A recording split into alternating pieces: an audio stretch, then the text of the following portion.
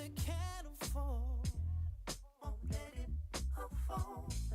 Girl, you're so magnetic, feeling like connection. Oh, gotta feel.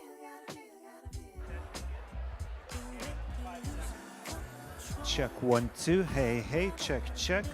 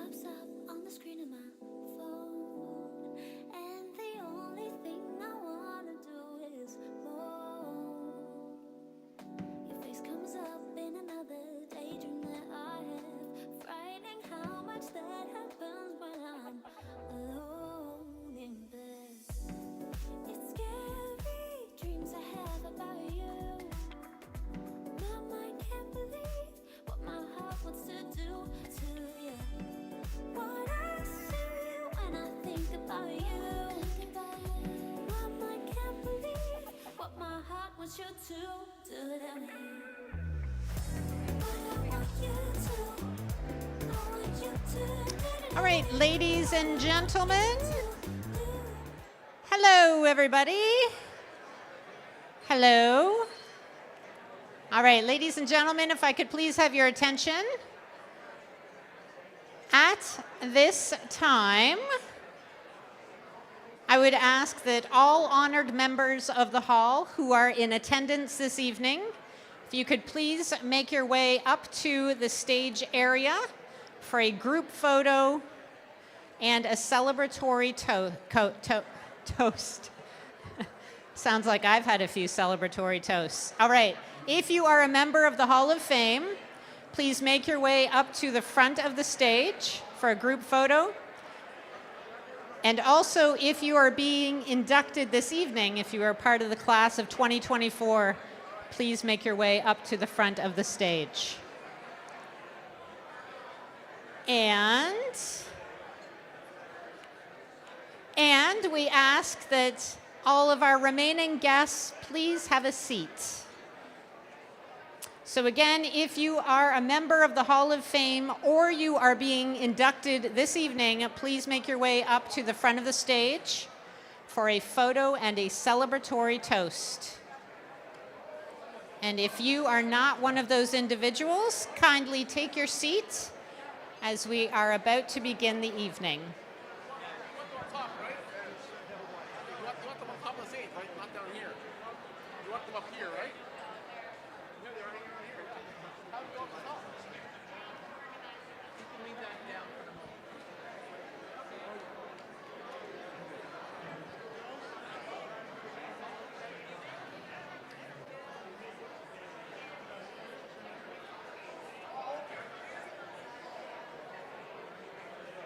Again, folks, if you are a member of the Hall of Fame, please make your way up to the stage area for a photo. And also, if you are being inducted this evening, please make your way. up to the front as well. And all of our remaining guests, please have a seat. And we will get this party started in just a few moments.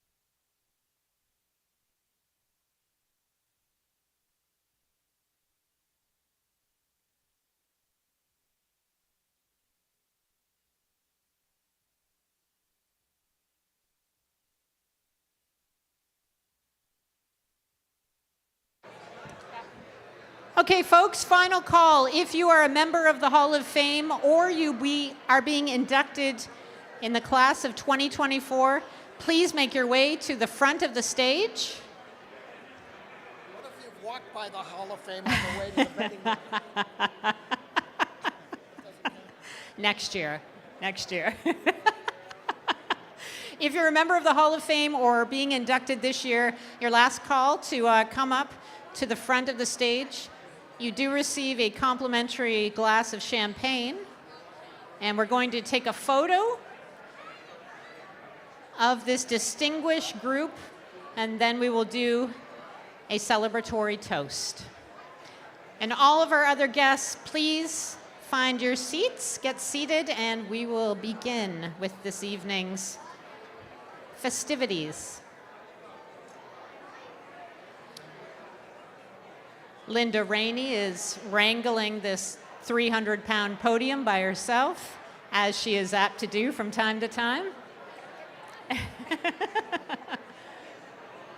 think what we have is what we have. Once Clive's ready, we'll go. All right.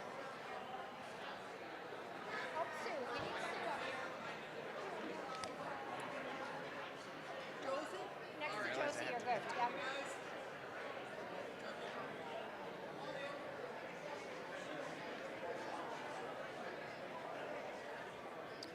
All right, Clive is now taking the official class photo and the photo of all of our members in attendance this evening.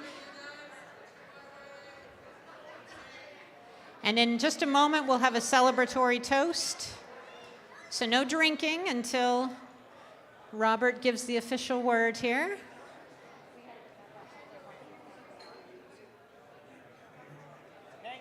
Okay, everybody stay at the front of the stage. Everyone remain, please. Please remain at the front of the stage. Yep, here we go. A little more decorum to go here.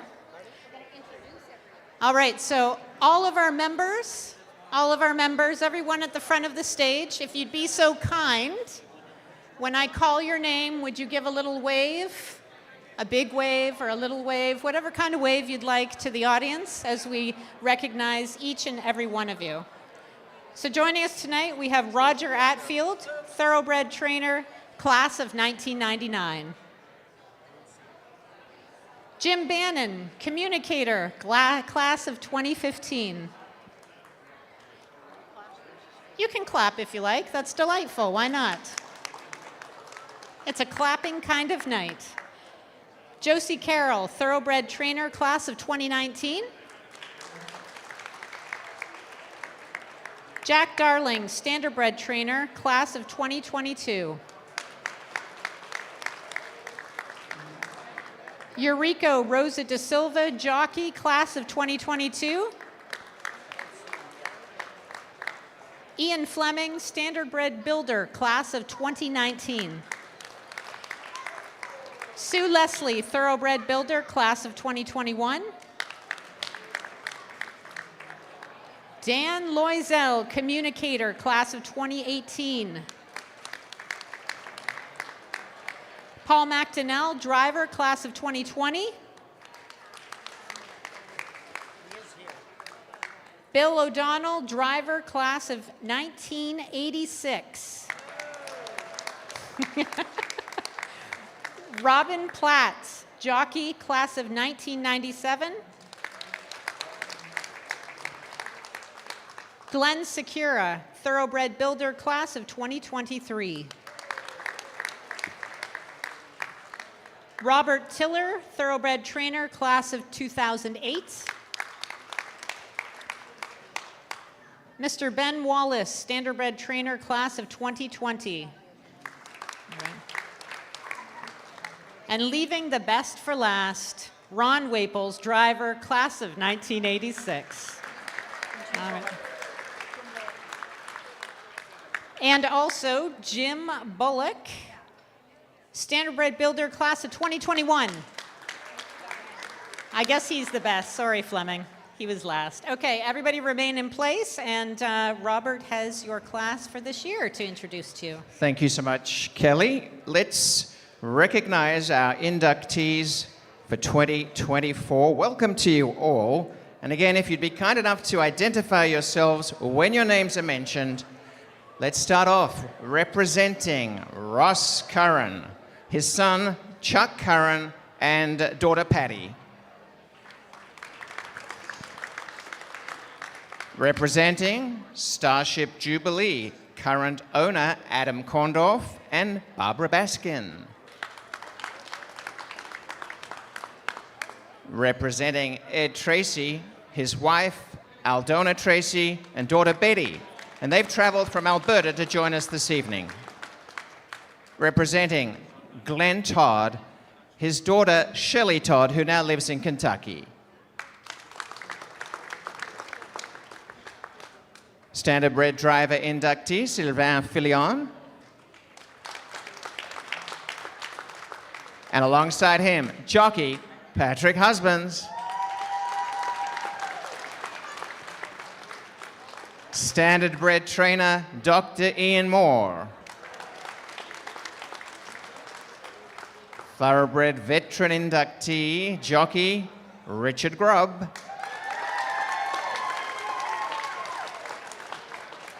Representing standardbred female horse inductee Be a Magician driver Rick Zarin. Representing thoroughbred male horse channel maker Michael Blowen of Old Friends, Kentucky. Thoroughbred trainer Dan Vella. Standardbred builder Dr. Moira Gunn.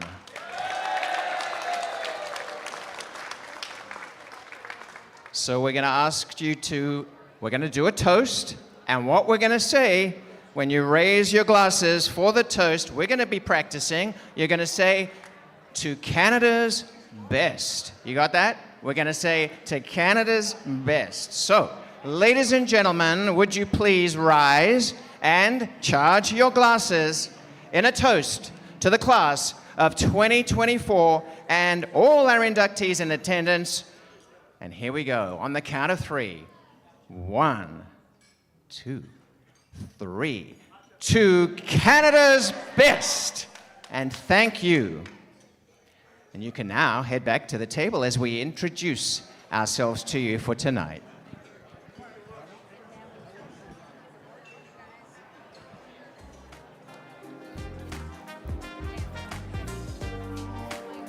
All right, folks, we're just going to reassemble the stage, and we will be back on in just a moment.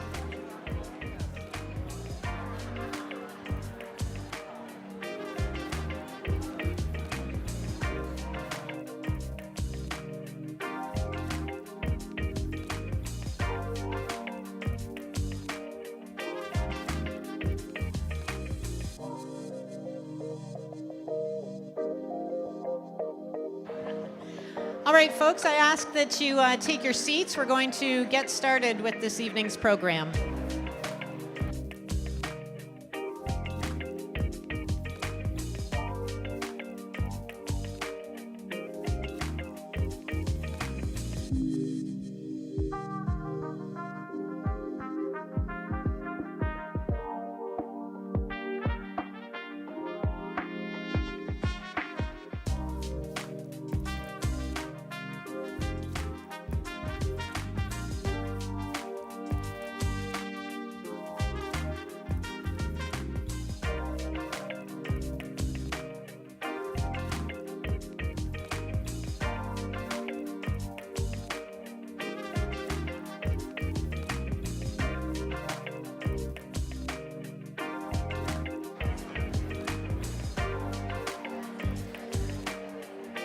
All right, folks, if you could please take your seats, we're going to get started with this evening's program. All right, if you could please take your seats, and let's get this show on the road.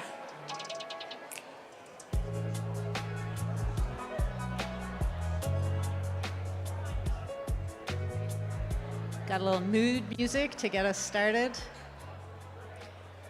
All right, good evening. My name is Kelly Spencer, and I'm honored to be co-hosting this evening with my friend Robert Geller. You'll see much of Robert in just a few moments.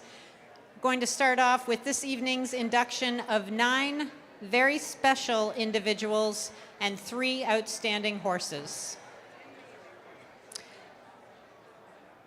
The hall will grow significantly in numbers and in class, as 2024 represents the first year in a while that we have recognized only 1 year of induction, and as a result, there are a total of 12 inductees.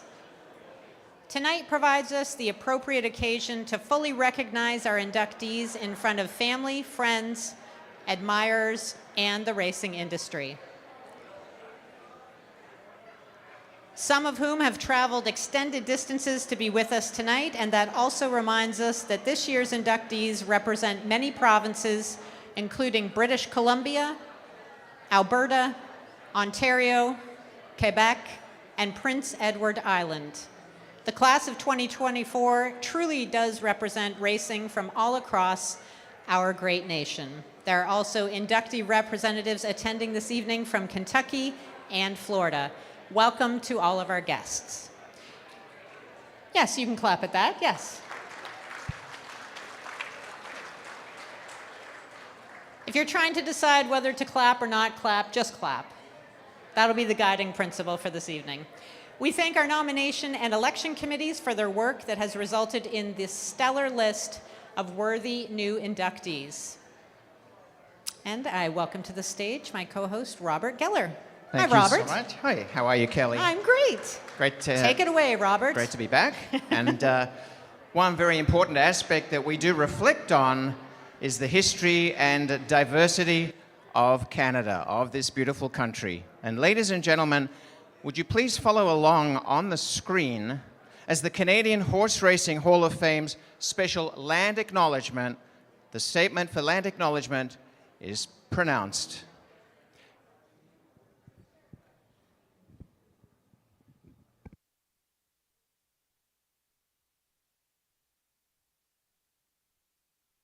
We all live on the land of Indigenous peoples. Since the introduction of horses to these lands, our cultures have shared an admiration and respect for horses and their relationship with humanity in all respects. We celebrate their role in sport and competition. Thank you. Would you now please rise for a special rendition of the Canadian National Anthem, O Canada, featuring many Canadian Horse Racing Hall of Fame honored members.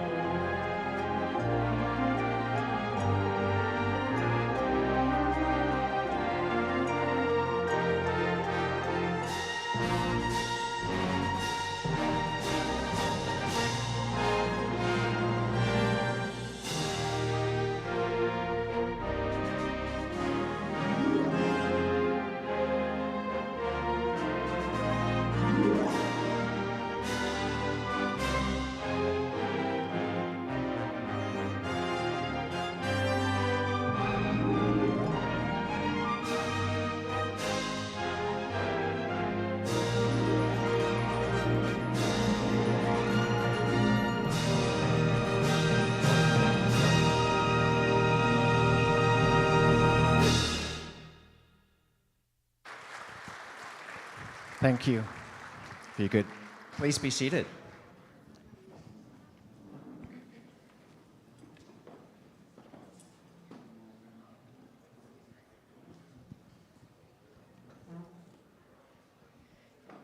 Doesn't matter how many times I see that, it makes me a little choked up every year. Speaking of which,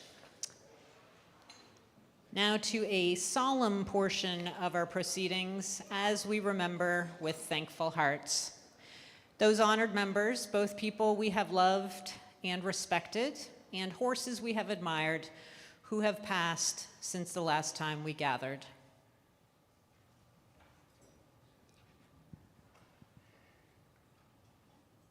A developer of some of British Columbia's greatest horses, such as Travelling Victor, Lord Nelson, and Touching Promise, just to name a few. He was a Sovereign Award winner for Breeder of the Year, and together with his wife Lois, received the E.P. Taylor Award of Merit, having enjoyed success on the track and at their Flying Horse Farm for over 40 years. We recognize 2007 Thoroughbred Builder, R.J. Russ Bennett.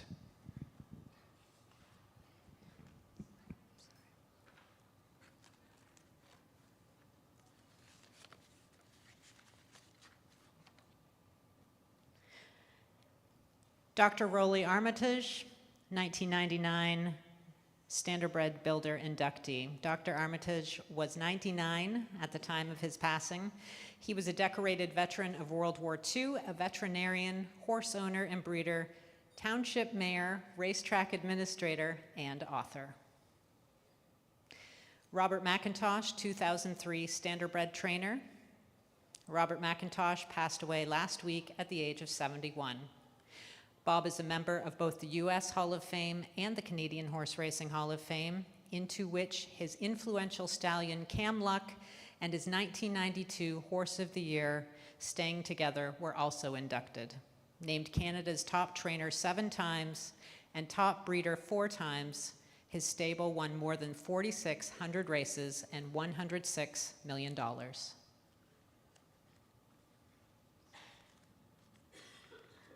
Great Memories, 2021 Standardbred Female Horse.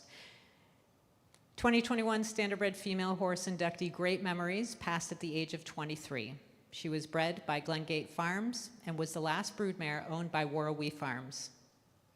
Among her offspring are 2 world champions, Warrawee Needy and Warrawee U-Butte. Eternal Cam Nation, 2013 Standardbred Female Horse. Eternal Cam Nation passed at the age of 27 at trainer and owner Jeff Miller's farm, where she had been living since retiring from racing 2 decades ago. She was harness racing's richest pacing mare, earning more than $4.1 million and winning 47 of her 101 starts. Langfure, 2004 Thoroughbred Male Horse. In a formidable racing career that saw him capture wins in the Grade 1, Vosburg Stakes, Carter Stakes, and Metropolitan Handicap, along with the Grade 2 Forgo. This 1996 Sovereign Award winner was a champion sprinter whose success on track was matched by an equally impressive stud career as North America's leading sire in 2005, whose progeny included 2003 Canadian Triple Crown champion Wando. We remember 2004 Thoroughbred Male Horse Langfure.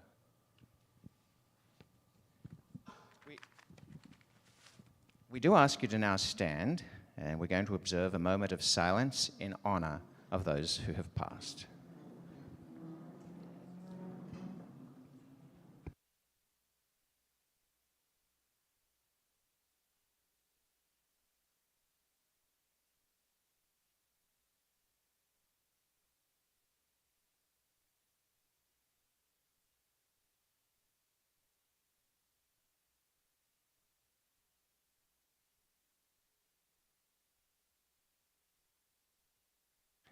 Thank you.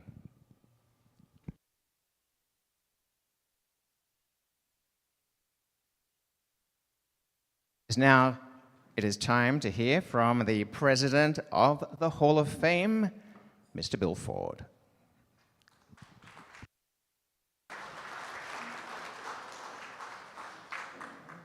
Good evening, everybody. Welcome and bienvenue. Tonight's a special night. It's a night where we get to focus on all those horses and horse people who have given so much to the Canadian horse racing industry, and for us to acknowledge them and thank them for all of the great work that they have done and their lives that they've put into this industry. The inductees tonight, there are 12 of them, 6 on the standardbred side and 6 on the thoroughbred side. You're going to hear their stories tonight, and some of them are truly amazing. And I look forward to speaking with all of you and your families tonight. You have really built the foundation upon which our industry has been built, you and the other members of the Hall of Fame. You know, I've recently, within the last month, had great opportunity to see some of the great things that are happening in the Canadian horse racing industry.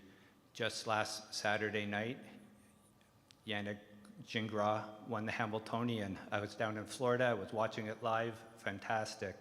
And then within the last month, we've seen Emma Jane Wilson break the record for most prize money ever by a female jockey in the world. Just great accomplishments.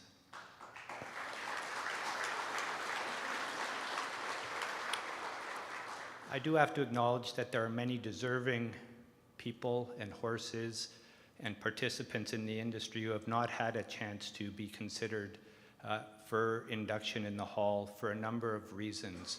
A real focus of the Hall going forward will be diversity, inclusion, and equity, and we are trying to come up with a system, a method to acknowledge these people who have, and horses who have been lost to history, often unfairly, and we hope to have an announcement about this shortly, and I'm very excited about it. I would be remiss if I did not thank the staff and the volunteers who have made tonight possible. Thank you very, very much. I'm really looking forward to it. The room looks fantastic, and we know how much work people have put into it. So thank you, merci.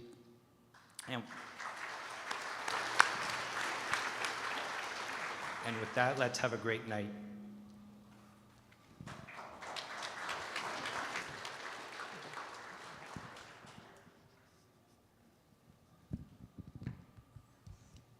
Thanks very much, Bill. We'd also like to acknowledge 3 past presidents of the Hall in attendance this evening. As I call your names, would you please rise to identify yourselves?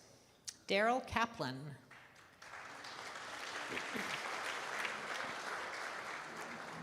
John Stapleton.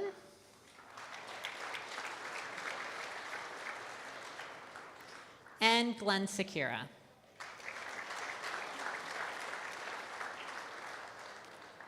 Thank you for your outstanding work on behalf of our Hall and your continued support of the Canadian Horse Racing Hall of Fame. An event such as this would not be possible without the support of sponsors. We thank the following companies and organizations for their generous and continued support. Many of these sponsors have been with us for a very long time, for which we are, of course, very appreciative. Ontario Racing is our gold event sponsor. Yes, let's clap. Woodbine Entertainment's very talented broadcast production department for producing the inductee biography videos. The Jockeys Benefit Association of Canada is our reception sponsor. Ontario Harness Tracks is our inductee toast sponsor. COSA, the Central Ontario Standardbred, yes, I thought it was going off in a different direction there, but I was going in the right one. COSA, the Central Ontario Standardbred Association, is our wine sponsor, always a very popular sponsor, yes. The horses, our inductee ticket sponsor. The nice folks at Master Feeds, our photography sponsor. Omega Alpha, our Induction Gala sponsor. And Ontario Lottery and Gaming, also an Induction Gala supporter. To each of these organizations and our friends behind them, thank you. Yes.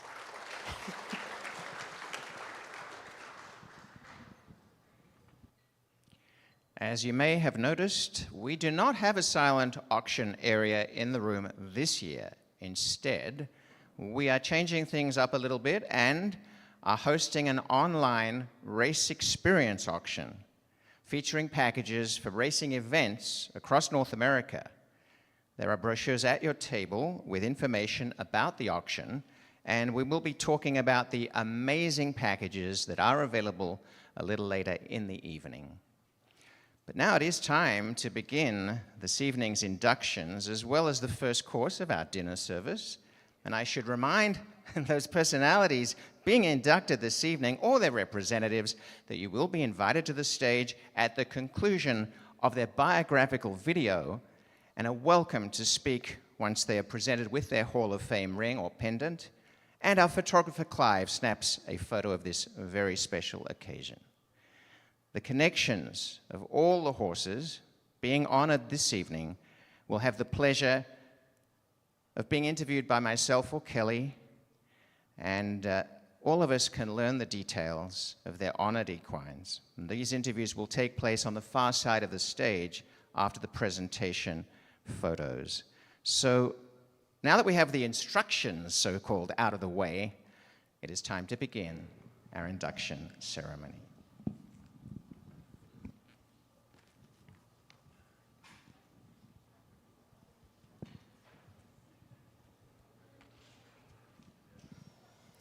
Our first inductee of the evening was Ontario's leading dash-winning driver during the mid-60s and 70s. Over his storied career, he amassed more than 1,700 wins in the bike and was also an accomplished trainer. He relished the challenge of working with problem pupils, as evidenced by his middle name moniker, and he drew enormous satisfaction and praise when transforming many of them into very successful racehorses. The Canadian Horse Racing Hall of Fame is proud to induct the late Ross Cowboy Curran. Please turn your attentions to the screens.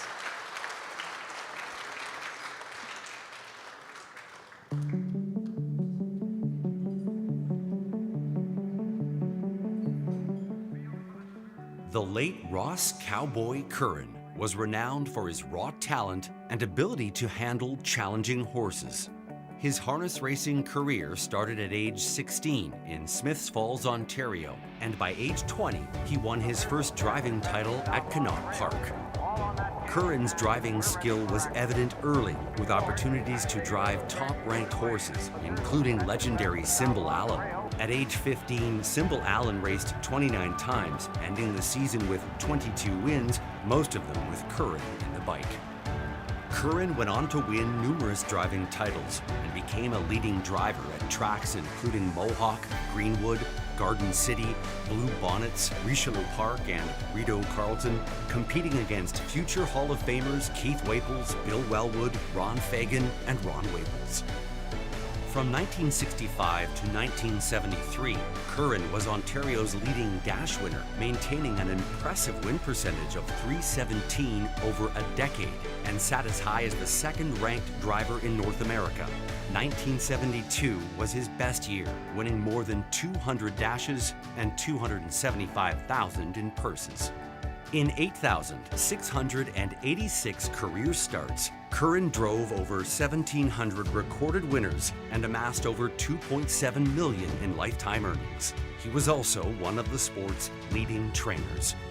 In 1988, Ross Curran was inducted to the Smiths Falls Sportsman Hall of Fame, and in 2009, he received the Living Legend Award from the Ontario Harness Horse Association.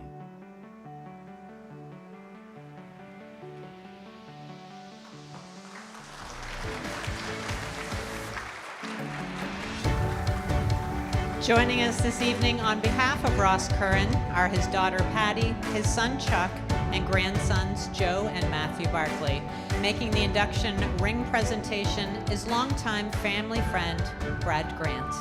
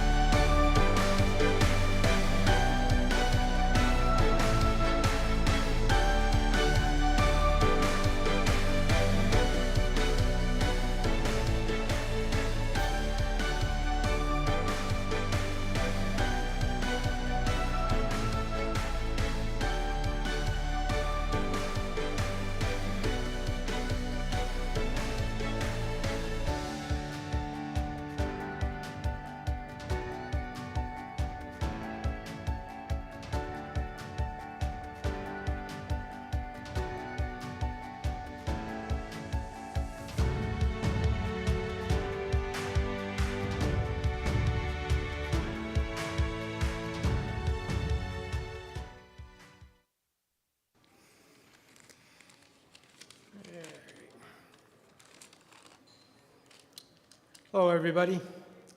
I'm not much of a public speaker, so just bear with me. Ross Cowboy Curran is officially a member of Canadian Horse Racing Hall of Fame. I can't overstate how great that is to say. I know if my dad was here, he would have thanked the Canadian Racing Hall of Fame for this tremendous honor, recognizing his passion and dedication to the sport of harness racing. He truly loved harness racing and horses. I don't remember him having a lot of hobbies. Horses were his life. He would have thanked my mom, his biggest fan, his brother Neil, and his nephew Rick for their support. Going over old pictures, I find it ironic that most of the pictures were in black and white, as he is described in so many stories as such a colorful character. He would have been so happy knowing Brad Grant made the presentation, as Brad's father, Jack Grant, a Hall of Famer in his own right, and my dad were such great friends. This just seems right. I would like to thank my sister Patty for all her efforts in getting the nomination for my dad. And I'd like to thank Hec Kluche for being such a good friend to my dad and for all his support. Many people don't know my dad. It's been half a century since he stopped racing. The numbers he put up in a shortened career, racing against all the other elite in harness racing, was astounding. Today he joins many of these greats in the hall. I can't tell you how much this has meant to our family, to hear so many stories and read the nice articles about Dad. Just my opinion, but I personally like to think that Dad was the greatest in harness racing. To quote the Tim McGraw song, I guess that's just the cowboy in me. Thank you.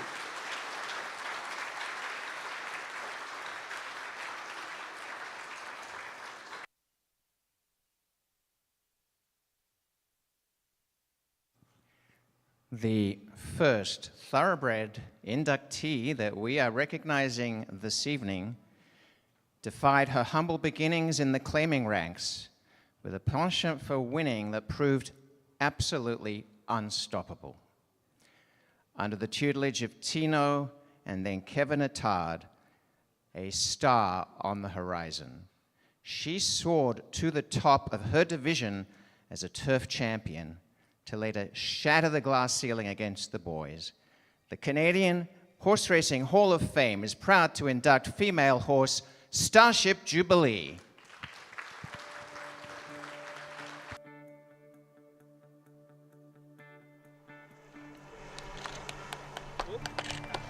Starship Jubilee, originally a $6,500 yearling purchase in Florida, rose from a $16,000 claim at Gulfstream Park in 2017 to a multiple Grade 1 winner and the 2019 Canadian Horse of the Year.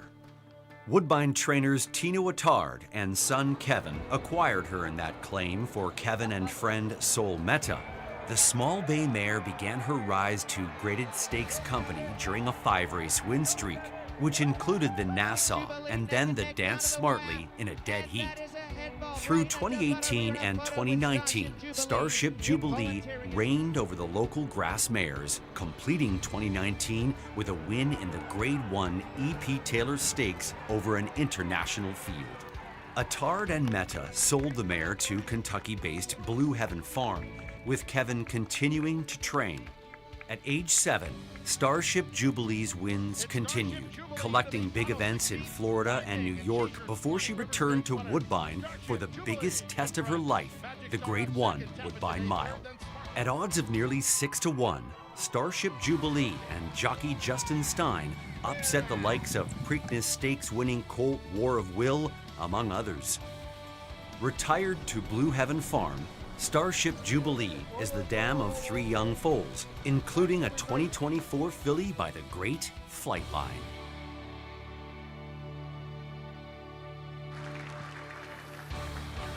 Accepting Starship Jubilee's award are Adam Korndorf and Bonnie Baskin of Blue Heaven Farm, her current owners. Making the presentation is Kevin Attard, trainer of this wonderful mare. And in addition to the Crystal Award, the Horse Connections tonight receive, and in future years, a custom stall plate signifying their status as an honored member of the Canadian Horse Racing Hall of Fame that will also be presented.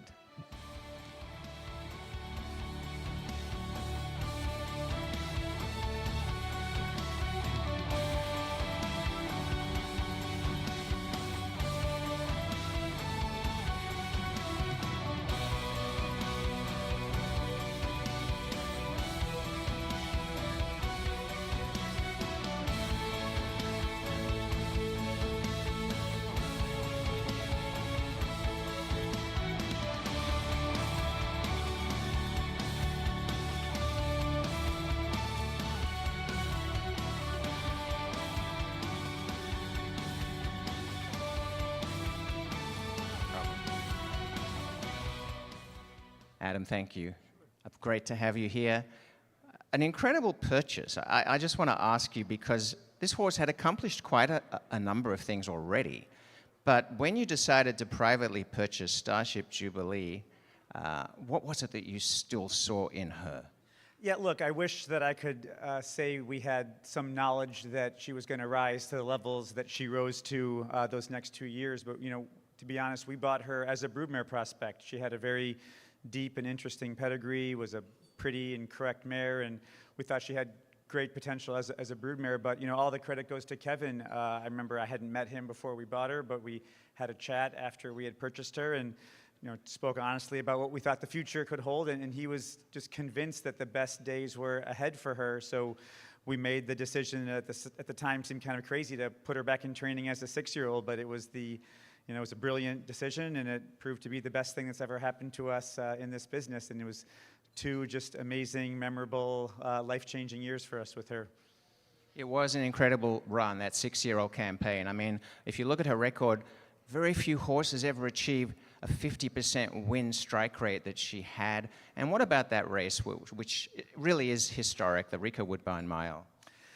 Yeah, look, for her to be able to have, you know, won the 2 big turf Grade 1 races in Canada, both for fillies and colts, it was just, you know, it was, again, Kevin, I give all the credit to Kevin. I was probably too scared to give it a shot in that race, but he believed in her and believed in what he knew she could accomplish. And, you know, unfortunately, we were kind of going through the pandemic then, so we weren't able to, enjoy it in the way that we perhaps at all wanted to, but it was amazing. It was, really cemented her, I think, as one of the best, turf fillies in the country, and it was just, an incredibly memorable moment, and, one that we'll never forget.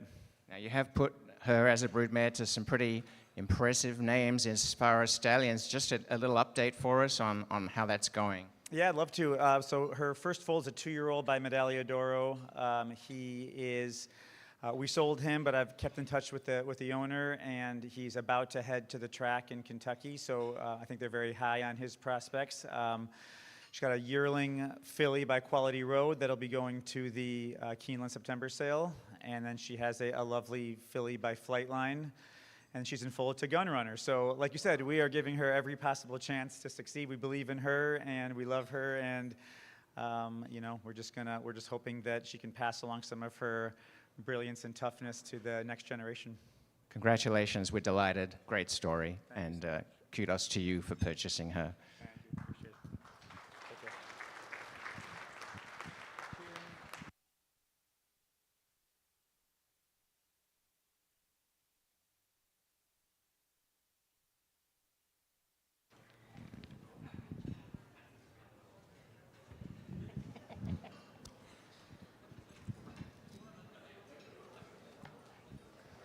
All right. Our next inductee was born in Saskatchewan, where he first fell in love with harness racing and lived much of his life in Alberta. He traveled throughout North America, plying his trade as a top reinsman for 5 decades.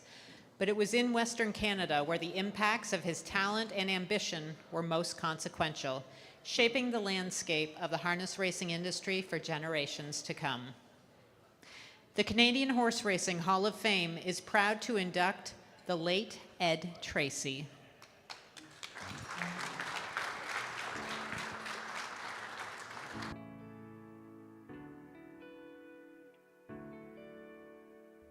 One of Saskatchewan's most accomplished drivers, Ed Tracey, won over 3,100 races, earning over $7.5 million in purse earnings during a career lasting 5 decades. At 15, Ed drove his first winner Silver Direct at the track in Weyburn, Saskatchewan. In the days of 3-heat racing and $100 purses, he progressed to larger 2-heat racing events throughout the province.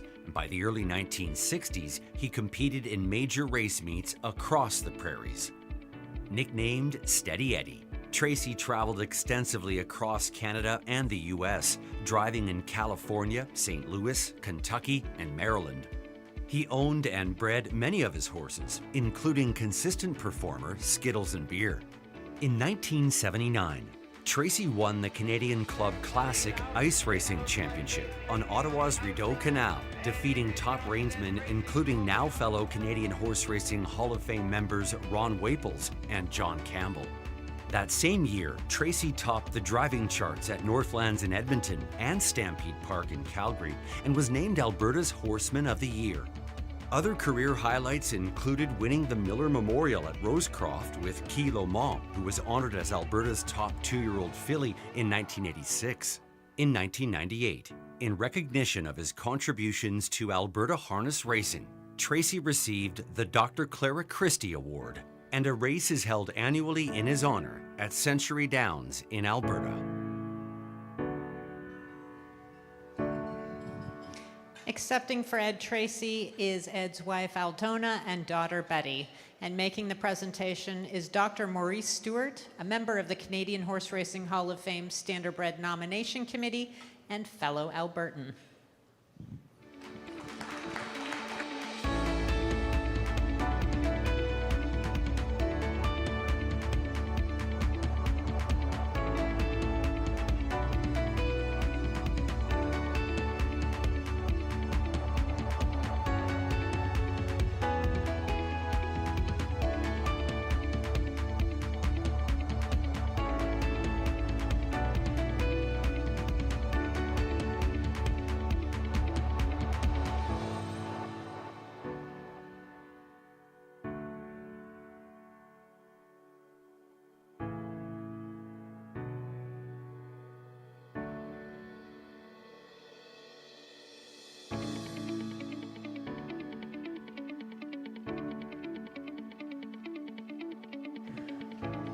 All right, Aldona's going to have a couple of comments here, and we're just going to bring the mic to her. Here, Aldona, we'll just do it this way. How's that? You don't want to speak? Was it me? Is it me? You're good? Yeah, one thing I'd like to say is when we went down to the Miller, when they made the draw and he got the outside on that half-mile track, and everybody came up and told him, oh, there's no way you can't win on this track coming from the outside. And as they were doing that, I was thinking to myself, not a good thing to tell him. He would promptly go out and show you how wrong you really were, which he did. Basically, that was kind of him. That's lovely. Thank you very much. Congratulations. Thank you. Thank you.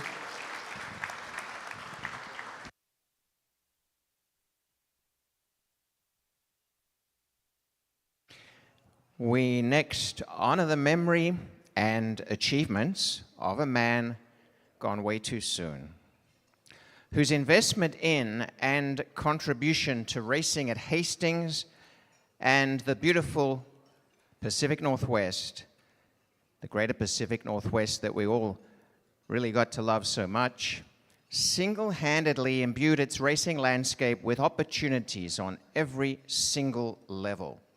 Fueled by his deep passion, his sharp business acumen, and tremendous generosity. He truly loved the game and everyone in it.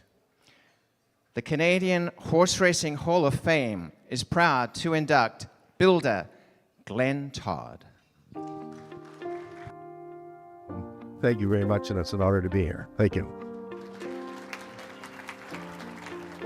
Glenn Todd was a British Columbia owner, breeder, trainer, innovator, communicator, and mentor. Glenn fell in love with the track as a child, attending the races with his father. While he took over the family's broker business, the horses also drew him in. In the 1970s, he began training horses at Hastings, and in 2006, Glenn established the American Thoroughbred Horse Company and won the Sovereign Award for Outstanding Owner in a tie with Donver Stable in 2011.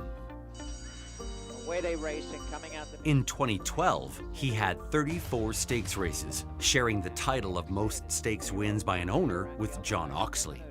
A long-awaited BC Derby win came in 2016 when Sorry About Nothing, trained by longtime friend Troy Taylor, captured that race.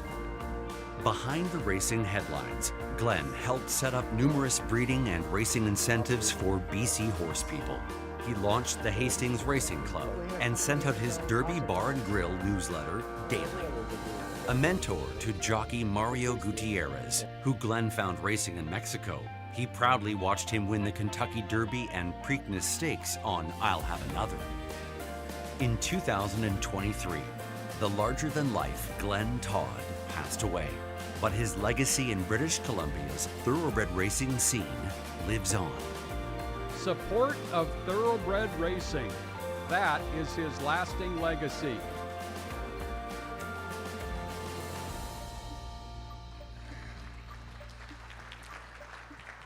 Accepting for the late Glenn Todd is his daughter Shelley Todd, who has joined us from Kentucky.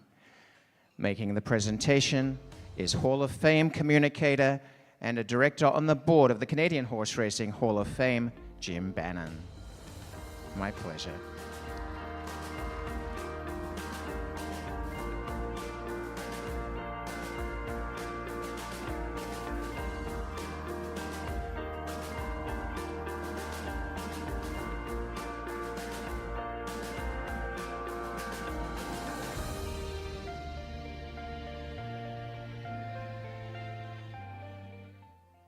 I just want to thank everyone. That was a very emotional video. Brings back some good times I haven't seen in a while. This is a true honor for our family, and thank you to the Canadian Racing Hall of Fame for honoring us here tonight. It's a pleasure. Thank you. Thank you for being here.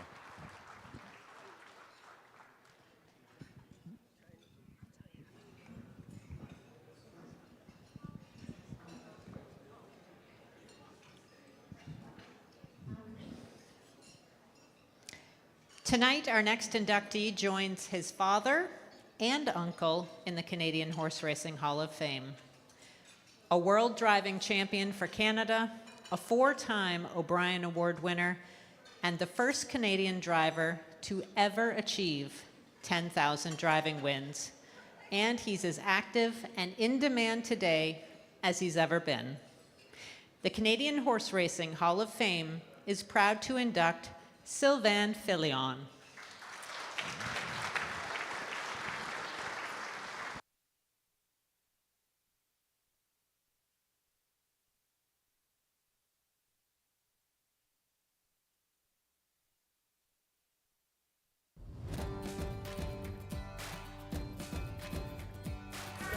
The Filion name is synonymous with harness racing success, and in 2024, driver Sylvain Filion joins his father Yves and uncle Hervé in the Canadian Horse Racing Hall of Fame.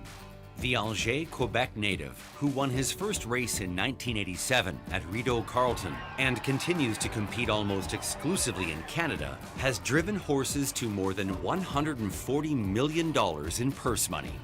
In 1988, Runnymede Lobel, owned by the family's Bayama Farms, won 31 races, including the North America Cup with Yves driving and Sylvain training, became the first Quebec-owned and trained horse to win Canada's richest harness race.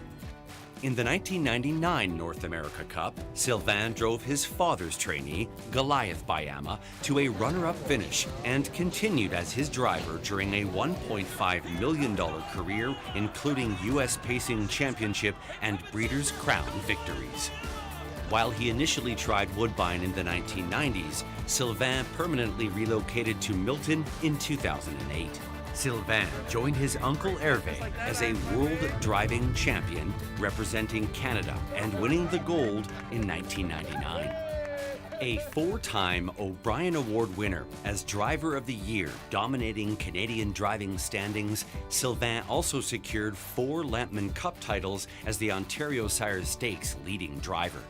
Showing no signs of slowing down, in 2023, Sylvain put his name in the history books as the first Canadian-based driver to reach 10,000 career wins. Ladies and gentlemen, you are looking at a living legend. That's 10,000 for Sylvain Filion. Félicitations as he wins with one more bet. Making the presentation to Sylvain Filion is his wife Dominique Perret and his daughter Stella Rose. This is Stella Rose's second induction presentation in her young life. She also participated in her grandfather Yves' induction in 2016. Oh, and she's grown up quite a bit since the last time I saw her.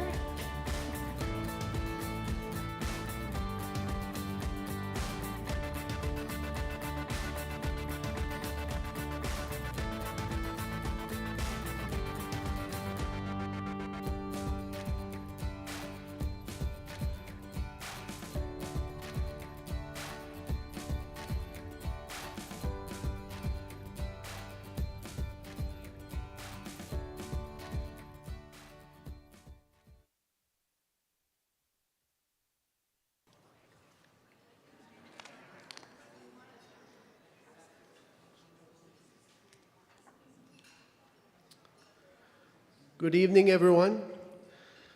I will start by congratulating all of tonight's inductees. Also, 3 gentlemen who made sure I had an opportunity to be elected to the Hall of Fame. First, the Honorable Mr. Hector Cloutier Jr., Mr. Ted Smith, and deceased Mr. Brian Paquette. Thank you, guys.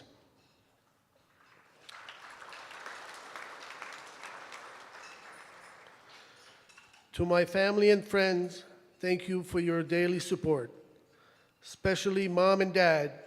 Obviously, I wouldn't be here if not for you guys. And finally, Stella Rose, my little angel. Dominic, my love, my soulmate, and my best friend. Thank you both for being part of my life. Thank you.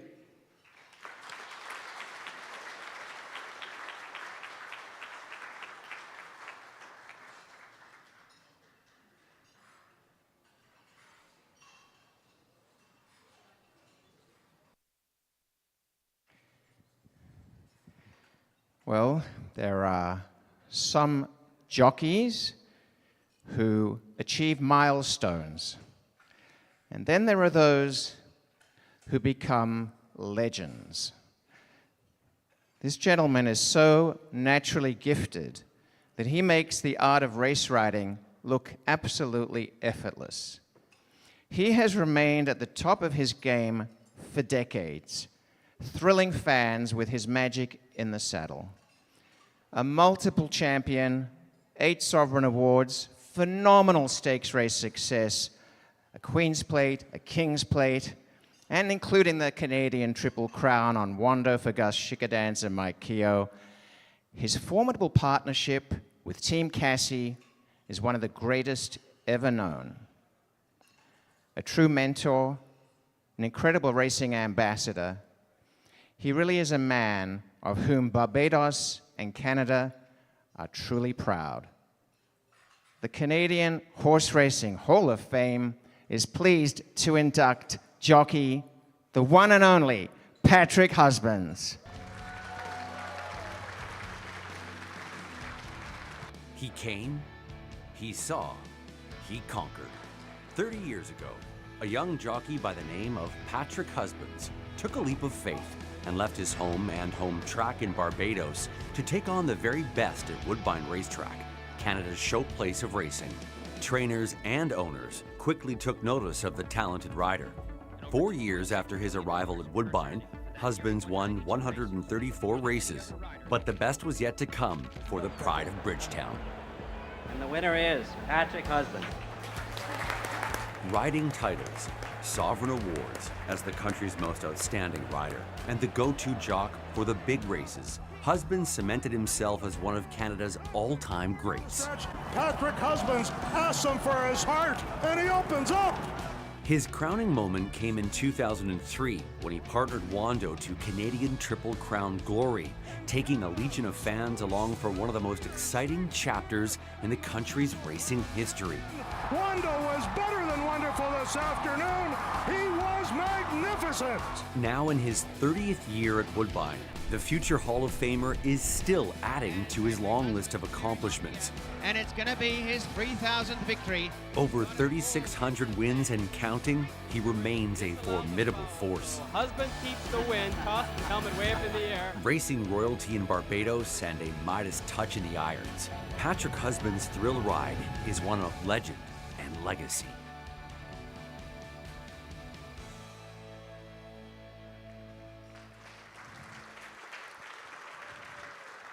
No longer a future Hall of Famer, he is a Hall of Famer. And making the presentation to Patrick Husbands is the bull, Charlie Jones.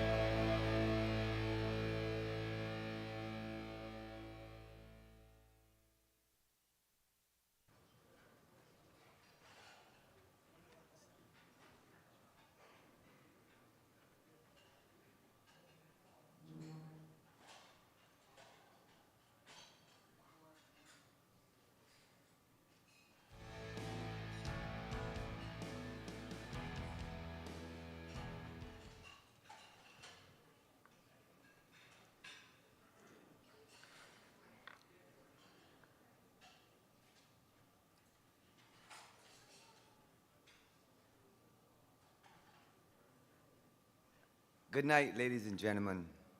On behalf of the Hall of Fame, oh my God, dream come true. I'm proud every moment. I want to tell you all, thank you all very much. Oh my God. Wow. Seeing this ring here, wow. To wear this ring around the legends of horse racing, jockeys, wow. Jock Hayes, as you know, these jockeys, we say Jock Hayes is a great honor. But I want to say this. Let me just introduce my table here, my three beautiful children here, and my brother Anthony and his wife, and my future Riri and her son, and my father, who's the only offspring not living in terms of my father, Talbert. Talbert, can you stand up? Right, that's the only offspring in my family. It's a proud moment, lived about 50 years in Boston and moved back to Barbados about the last 2.5 years. I'm proud to see that he could make it, you know. Daddy only saw me ride 2 races and he passed on. Mommy was 7 years later. Rest in peace. I want to go back to the table though. To the right side here, I don't want to laugh at anybody. It's like, wow. Going forward, Jono and his dad, Sir Challenger Jones and Jono, when I was coming up from a kid, I didn't move here to hear about Wayne jet ski, but Tiger Woods and Michael Jordan. Sir Challenger Jones, he was his jockey and the future in horse racing. And he gave my first ride, first winner, first big race, everything. And it's an honor and a pleasure for him flying from Barbados just to give me this beautiful award. And it's unbelievable in terms of Hall of Fame. Going to the second table here now. Oh my God, we have Leroy, his son, his wife, Kyle, etc. Also, who was my chauffeur from the time I come to Woodbine to make sure that I get home safe every Sunday night. And oh Lord, oh Lord, Lord, Lord. I want to tell you all thanks, and there's an appreciation from my heart. If you all ain't stuck with me, I don't even know how far I would have reached. Going forward, I'm from a small little family in Barbados, 4 boys, 4 girls, mommy and daddy, which you say 10, right? And it was a small little farm. We had cows and pigs and sheep and a little donkey called Daisy that all of we start on. And the future start from there. And daddy was supposed to be a jockey, but also, you know, but we come through the ranks, being, as people will always say, from the Caribbean. Anthony and Simon and myself, we always want to be somebody special in terms of horse racing, and we take it to a different level. I was the last one that come to Toronto, and I was always after my goals, and it was very tough to come here. It was tough. I start horse racing around. I broke my hand the same day I was going for my exercise license. And then I keep rolling and rolling. I got my jockey license, and daddy see me ride 2 races. That was in 89, going into 90, and Uncle Challenger there. I only ride about 12 horses, and he put me on the biggest race in the Caribbean, the Gold Cup, and I won the Gold Cup. And daddy didn't get a chance to see it. And it was hard. Going forward, 3 weeks later, coma. 6 weeks, recover. Had to come back to reality and tell myself I want to be a jockey. And then the next year, get mashed up, shattered the whole left leg, collarbone, jawbone. I tell myself I can't be a jockey. I try again, I come back, leading rider, mash up again. I say, can't be leading rider. So leading rider again in 93, I went off to Trinidad. I went there, ride 3 races, I won all 3. I was on 4, I won all 3. And then the 4th race I rode, which is the big race.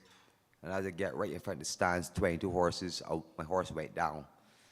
And half of the field went down behind me. And I broke all my ribs, punctured my kidney, lungs, everything. I was in Trinidad, the whole left side was gone, and then I couldn't talk. And my brother, Anthony, said, Patrick, why you don't come to Canada? I said, I come in.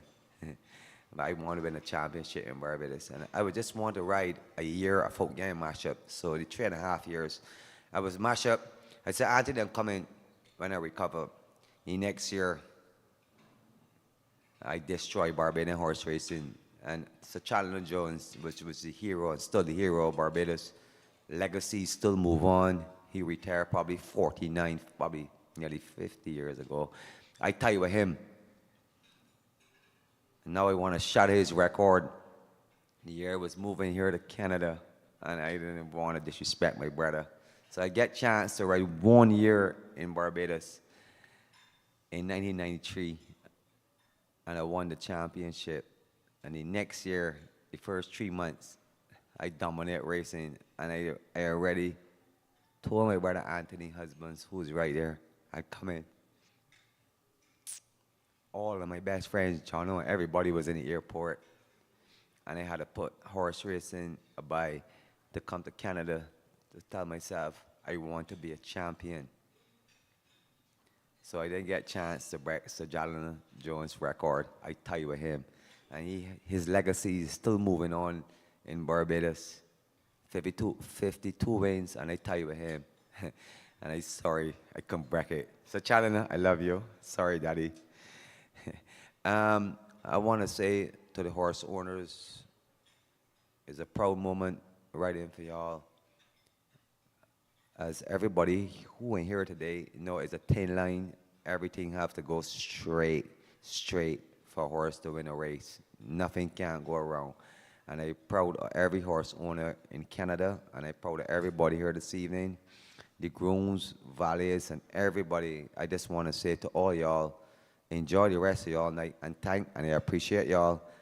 And I'm proud of Barbados for this award, and Canada for this proud moment. Thank you all again. Have a good night. Thank you, Patrick.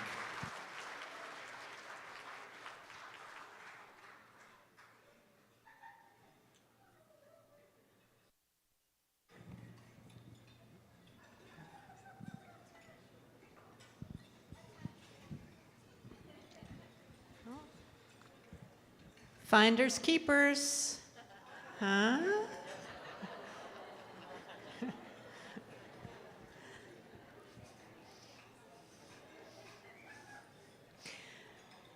Our next inductee is one of 2 veterinarians being inducted this evening, and he joins his student Shadow Play in the Canadian Horse Racing Hall of Fame.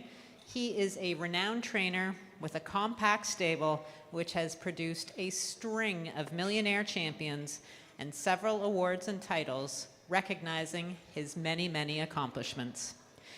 The Canadian Horse Racing Hall of Fame is proud to induct Dr. Ian Moore.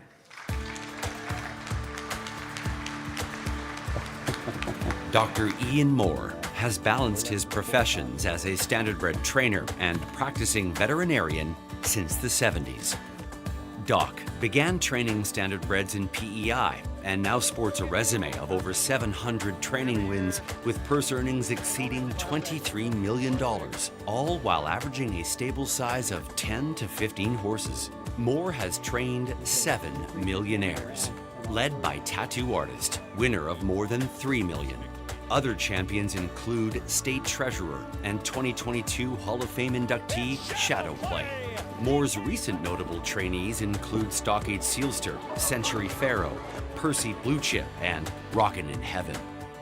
U.S. stakes victories include the Little Brown Jug, the Adios, the U.S. Pacing Championship, and the Breeders' Crown. While in Canada, among the many are the Eternal Camnation, Canadian Pacing Derby, the Molson Pace, the Battle of Waterloo, Some Beach Somewhere, the Ontario Sires Stakes Gold Finals, the Canadian Breeders' Championship, and the Gold Cup and Saucer. 15 O'Brien Awards have been presented to Moore's stable, including divisional titles and Horse of the Year honors for State Treasurer and Century Pharaoh. 2023 marked a career best $3 million in earnings and divisional O'Brien Awards for older pacer Tattoo Artist and 3-year-old pacing colt Stockade Sealster. A 2-time recipient of the O'Brien Award of Horsemanship, Dr. Moore added his first Canadian Trainer of the Year title at the 2023 O'Brien Awards.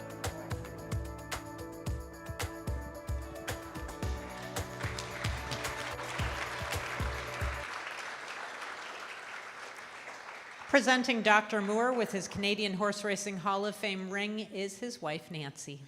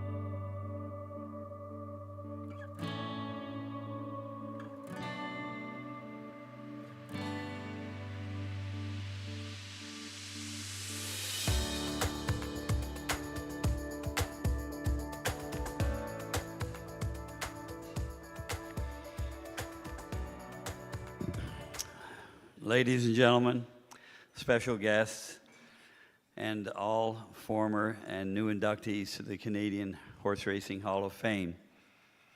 Like Patrick just said, wow, this is an amazing and very humbling honor for me as I stand here in disbelief, try to figure out how a small-time guy from Canada's smallest province, Prince Edward Island, can be standing here today in what could be termed as a pinnacle of horse racing for me.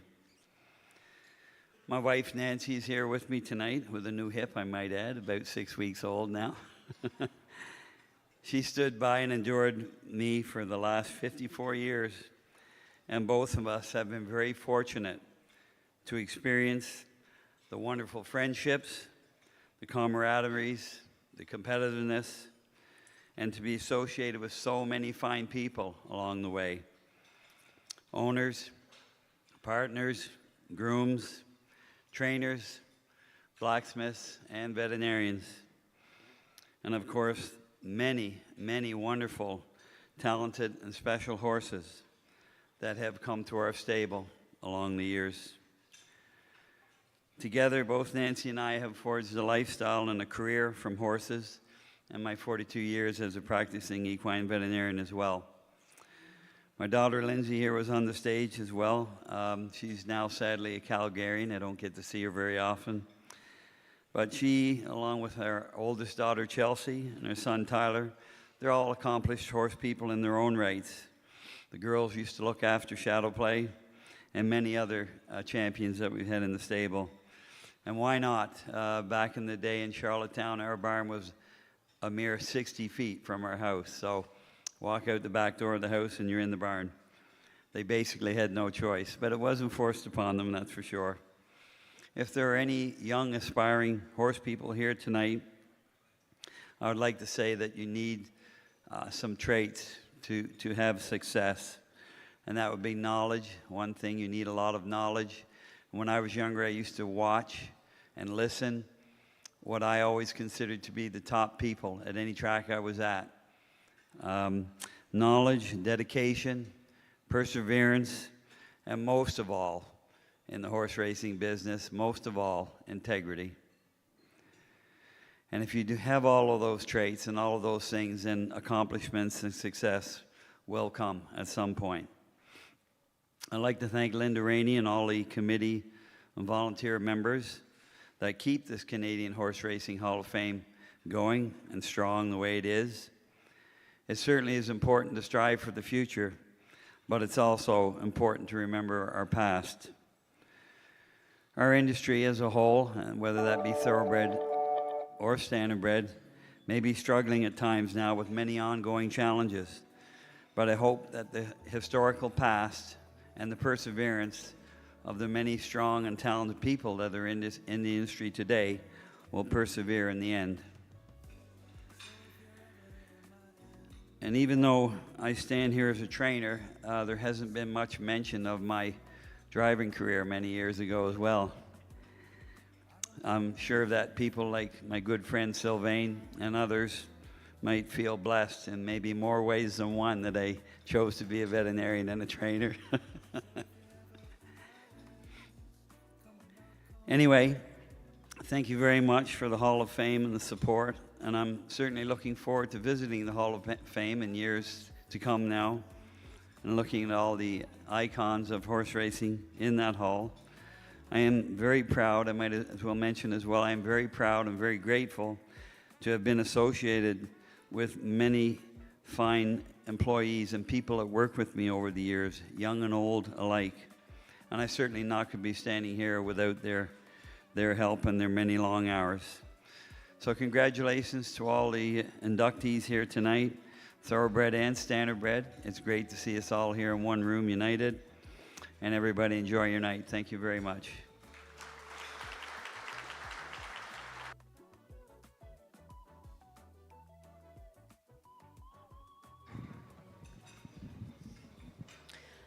Thank you, Dr. Moore. Sage words, of course, from Dr. Moore about the importance of looking forward, but of also having the opportunity to have this fabulous Hall of Fame, of which we were very fortunate, and In order to maintain it, we need money. I can't say it any more plainly than that. We need your money. And that's where this is going. So enjoy your dinner. And as you enjoy your dinner, keep your ears peeled for these, Robert, I would say these like experience packages that are just too good to let go. Yeah. Would that be? 100%. Right. And if anyone 100%. were going to bid on these items, I think it would be this room of exuberantly beautiful people. Would that be? Would that be? I mean, half of them are yours, and half of them are mine. So Okay. certainly. No, these packages are really well thought out. They're really a racing person's dream. So I do think they're quite delicious. Yeah, they are delicious. Delicious. Absolutely. While you eat. Yes. So Robert and I are going to detail them for you. You can bid on them online. So as Robert was mentioning earlier this evening, this replaces the sort of traditional, silent auction. Right. And these funds are important to keep the hall going at the tremendous pace that it is. We are so blessed to have this Hall of Fame because it is really a beautiful one. Yeah, recognizing our history, the Yes. past, the present, to ensure our future. Yeah. And Well said. tonight we are Well said. looking to some impressive opportunities for you in terms of bidding. So we'll explain some of them for you. You can certainly go online to find out more, but let's take a look. Yeah, and sorry, before we get started, so all of these experiences are noted in those little cards that are at your table. There's a little QR code there as well so that you can get into the bidding system, and I believe bidding closes on the 12th. On the 12th of August, that's right. Okay, so let's launch. I will start. All right. So our first experience package is for the Maple Leaf Trot and Canadian Pacing Derby. This is on August 31st of this year at Woodbine Mohawk Park, and this package includes dinner for two in the Harvest Kitchen, a paddock tour and tour of the announcer's booth with Ken Middleton, 2 $50 HPI betting cards, a gift bag with souvenir merchandise, a meet and greet with Hall of Famers Sand Pail and Randy Waples. That alone will probably be worth the price of admission. Right. And one night hotel accommodation in Milton. So you can see these packages really take care of everything you need to have a fabulous night out at the races, and that is courtesy of Woodbine Mohawk Park. There's one courtesy of the Little Brown Jug Society coming up, right? Yes, this is a very good one too. Little Brown Jug at the Delaware County Fairgrounds in Delaware, Ohio. That is for this year, so September 18th and 19th of this year. And this package includes admission for two and 2 Pavilion Hill tent tickets for both Jugette and Jug Day. A Little Brown Jug parking permit, which if you've been to the Little Brown Jug, You need. that alone will make your life much better. 2 souvenir programs for each day, 2 souvenir gift bags, and a meet and greet with Hall of Famer John Campbell. And that is courtesy of the Little Brown Jug Society. Are you getting a taste of how delicious these are? Well, if anyone's been to Keeneland, I'm sure you'd agree it's one of the most picturesque tracks in North America. Yes. It's quite unique. It's certainly the heartland for breeding, and we do feel so honored that Sandy Hawley, who gives so generously of his time, is going to share an afternoon at Keeneland with That you. is very cool. So Yes. Lexington, Kentucky is calling you on October the 5th of this year. Now the package includes 4 trackside box tickets, seated with the Canadian Horse Racing Hall of Fame honored member, Sandy Hawley, and his delightful wife, Karu Tsuchiya. My Japanism needs to improve.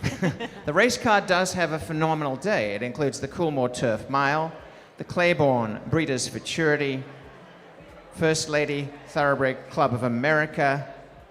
There will be dinner with both Sandy and Karu at Frank and Dino's in downtown Lexington. The pass for 4 is to also visit Old Friends, home of 2024 Canadian Horse Racing Hall of Fame inductee to come up a bit later in the evening, Channel Maker. There'll be a VIP tour of the Kentucky Horse Park for 4 people. And we want to say a big thanks to David Anderson, who's here tonight, and to Sandy and Carew, and to old friends. Also in attendance is Michael Blowen, who will be involved with a little more about Channel Maker later. And the Kentucky Horse Park. I think it's a phenomenal package. Keeneland is so special, and the opportunity to spend time like that awaits you on October 5th. That is a lovely package.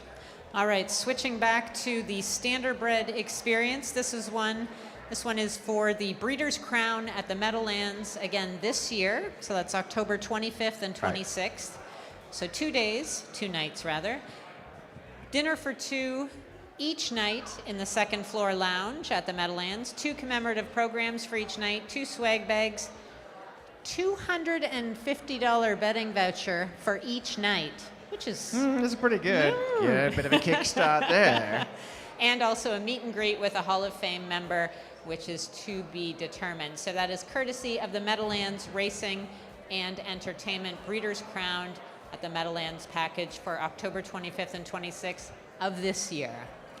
Looking ahead to next season's Triple Crown in the United States. The Preakness, the second leg of the Triple Crown, it's going to be Preakness 150 and the Black-Eyed Susan the day before. So you get the Friday and Saturday at Pimlico Racecourse. The package includes 4 tickets Friday and Saturday to the Turfside Terrace. The buffet lunch is complimentary with wine and beer, and clubhouse parking for 1 vehicle a day, courtesy of the Maryland Jockey Club. I've never had a chance to go to a Triple Crown race. We've always been racing on those days. Really? Yeah. But I think if you get a chance, and some of those Preakness finishes have been phenomenal. The Preakness and the Black-Eyed Susan, that is a great package, thanks to Maryland Jockey Club. You should probably bid on that. And a refurbished Pimlico. All right. The 100th edition of the Hambletonian coming up in August of 2025. So next year's Hambletonian at the Meadowlands, 100th edition. This package includes table for 2 in the Pink Restaurant on both Friday, August the 1st, or 2 tickets to casino night for that evening. 2 VIP tent tickets for Saturday, Hambo Day, August 2nd, including admission, programs, food and beverage. 2 paddock passes for each day, 2 souvenir programs for each day, 2 souvenir gift bags with Hambletonian swag, and Hambletonian swag is the best swag, I must say. Also a meet and greet with a Hall of Famer and hotel accommodations for 2 nights at the Hambletonian Host Hotel. This package is courtesy of the very kind folks at the Hambletonian Society.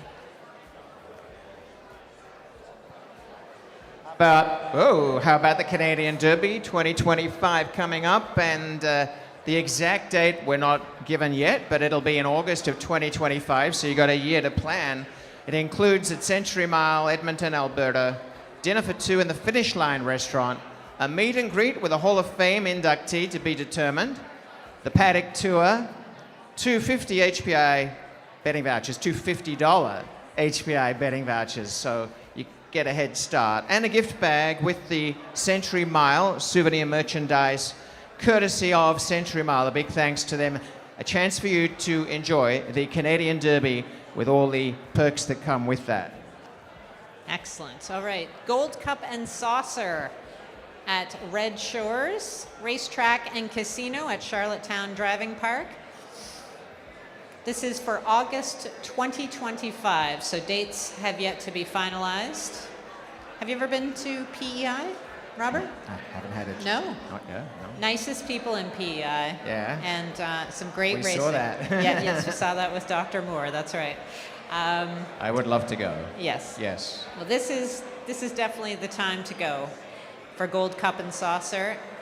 This package includes dinner for 2 in the top of the park dining room on Friday night with your host, Hall of Famer Wally Hennessy. I think we're too close.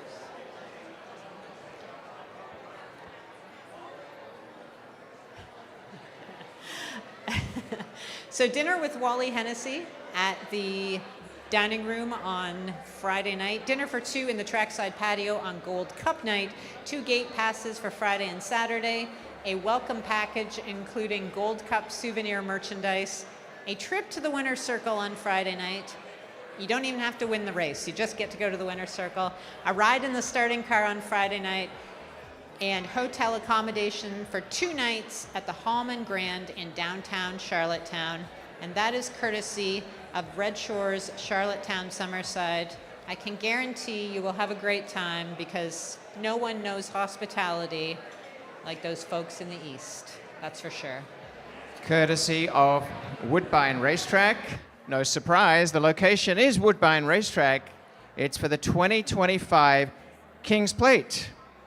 We know that this one's coming up next week, but the 2025 gives you time to plan, and the date will be determined, but we know it's roughly around the middle of August. Now, the package will include a table for 4 with food and beverage service, non-alcoholic, an invitation to the winner's reception, 1-night hotel accommodation, a visit to the announcer's booth, I guess, yeah. Come, join me, Wow. Enjoy the beautiful view, watch a race live. You might want to start talking as well at the same time. No, I'd love to have you up there. $250 HBI bet card, and again, this is for the 2025 King's Plate. Hang out with Robert in the announcer's booth on King's Plate Day. You won't be nervous or We'll have a fun otherwise involved at all. That's right. Well, that might help. It would be fun. It will be fun. So please do, again, check the auction.canadianhorseracinghalloffame.com website. So that is to register and bid, you need to visit the website. It's auction.canadianhorseracinghalloffame.com. Now that web address and the QR code, as you mentioned, Kelly, you take to the auction site. It's included on the brochure. All right, so yes, please support the Hall of Fame. Dig into those experiences. You have until August the 12th to bid. We are Officially, going 8 p.m. Yes, 8 p.m. I 8 believe. p.m. of the 12th. Yes. Okay. So we are going to begin with the final portion of the evening. We're just going to take, Robert and I, rather, are going to take just a 5-minute break here, and then we're going to be back with the rest of our card for this evening.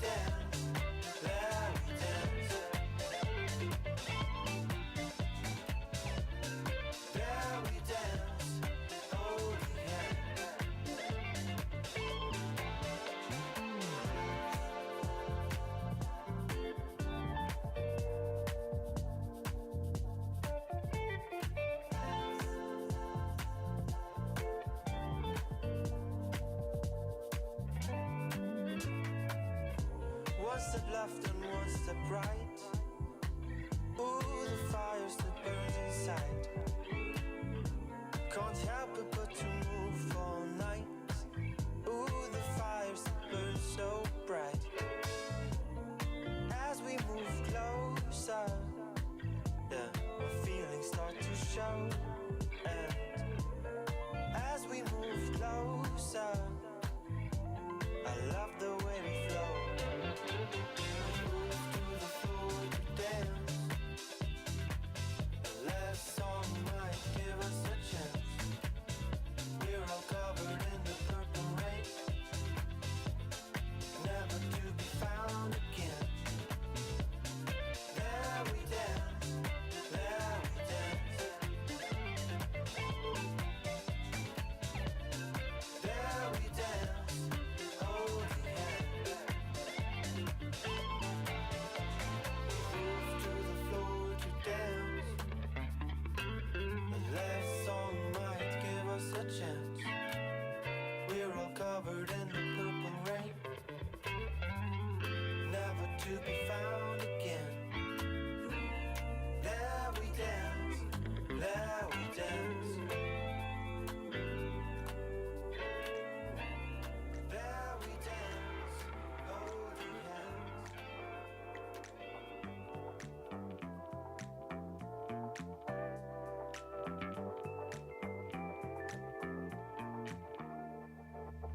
You're feeling comfortable, your sweats and sneakers on.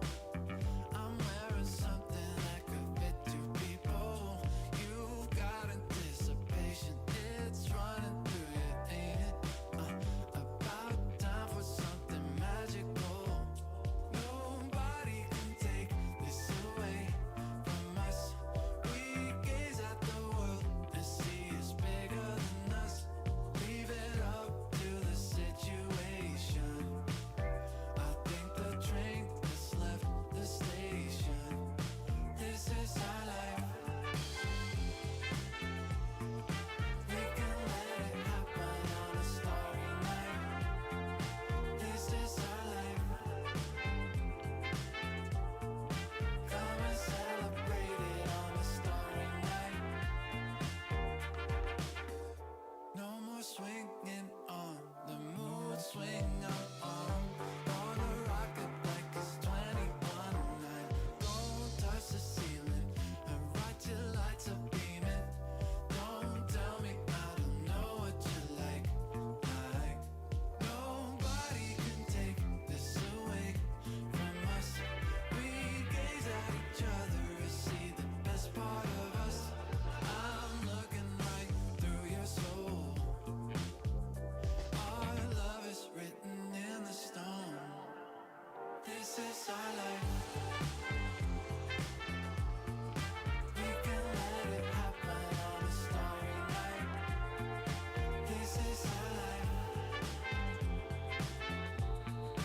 Come and celebrate it on a starry night. This is our life.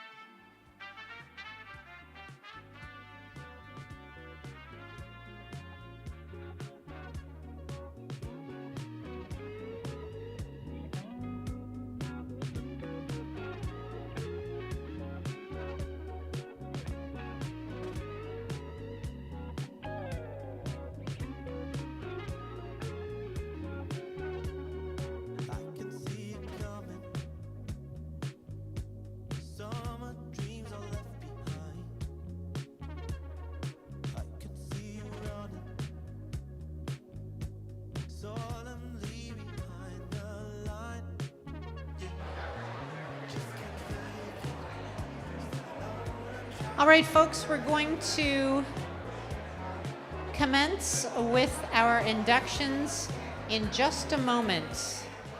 Commence with our inductions in just a moment. So please return to your seats as we prepare to continue with tonight's program.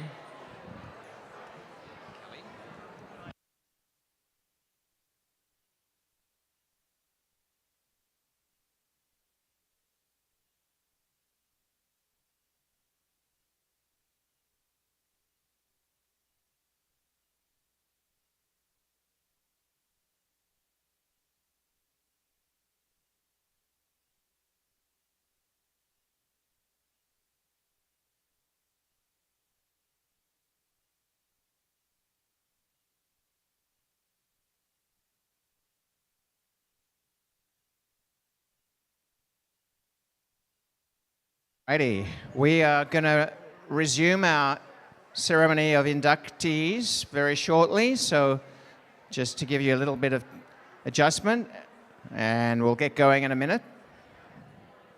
Thank you.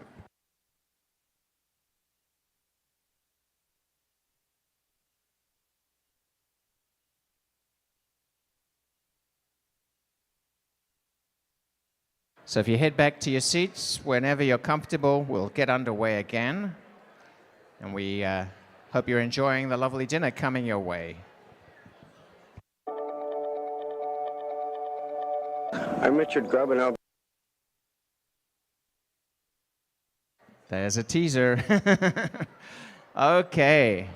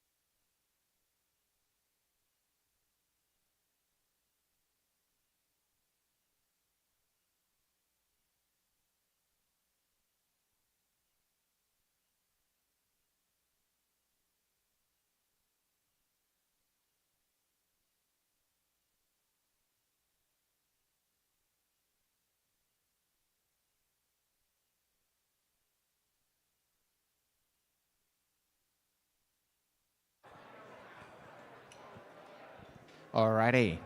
Okay, a little bit of a break, enjoying the delicious meal. So it's time to continue with our honorees.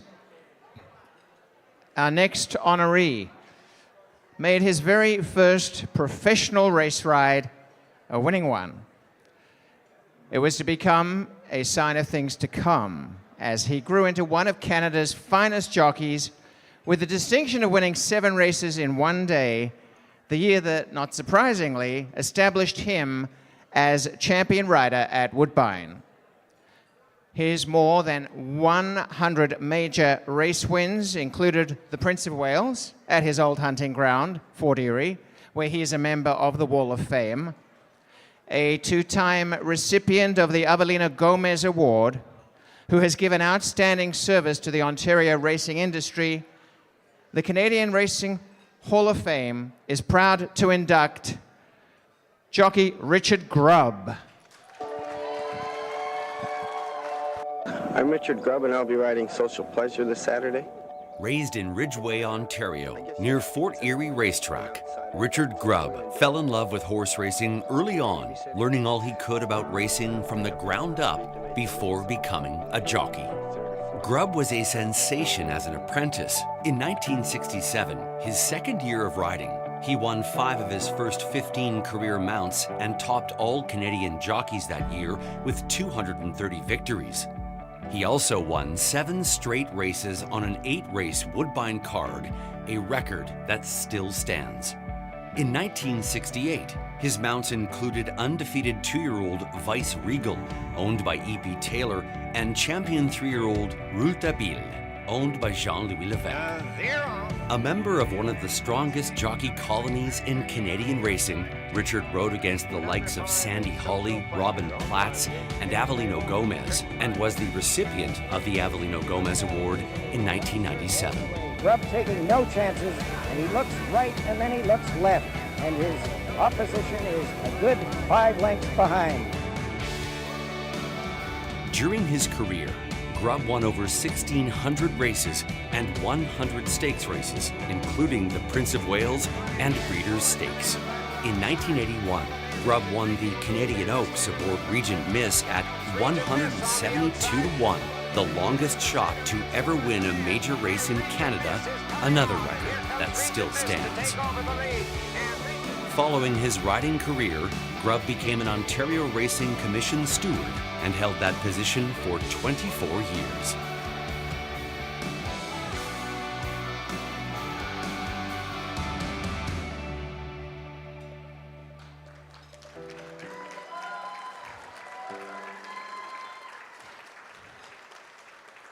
Presenting Richard Grubb's Hall of Fame ring is fellow jockey and great friend and fellow Canadian Horse Racing Hall of Fame honored member, Robin Platts.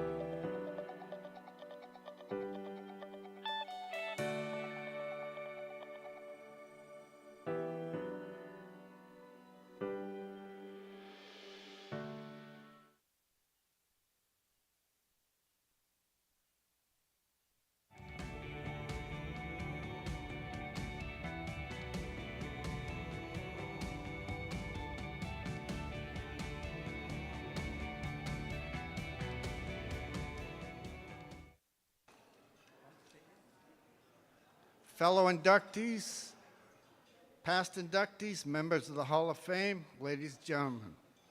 In the year 1997, I attended the induction ceremonies for the Hall of Fame and had the privilege of presenting inductee Robin Platts. Now, just a few short decades later, we're back here again. But things have changed. Tonight, we're reversing our roles. What he did back in 97, I'm doing tonight. What I did back in 97, he's doing tonight. Tonight, we both get the t-shirt. I grew up on a small working-class farm in Ridgeway, Ontario. We had a wide variety of animals and crops and plants, and we were very versatile. Then one day, out of the blue, my dad said to my brothers and I, he said, "Let's go see the horses." I'm like, "Dad, they're in the field." He said, no, let's get in the car. So we got in the car and we drove about 4 or 5 miles down the road to the Fort Erie racetrack. I had never been to a racetrack in my life. That day changed my whole life. It was like going to another planet. The crowds, the people, the speed, the color, the horses, their names. I was determined that somehow I would become part of this world. I started working on the racetrack with a trainer by the name of Lou Cavaleris Jr. It turned out to be the biggest break in my racing career and one of the biggest breaks in my entire life. He was a great mentor and a role model. I'm forever indebted to him.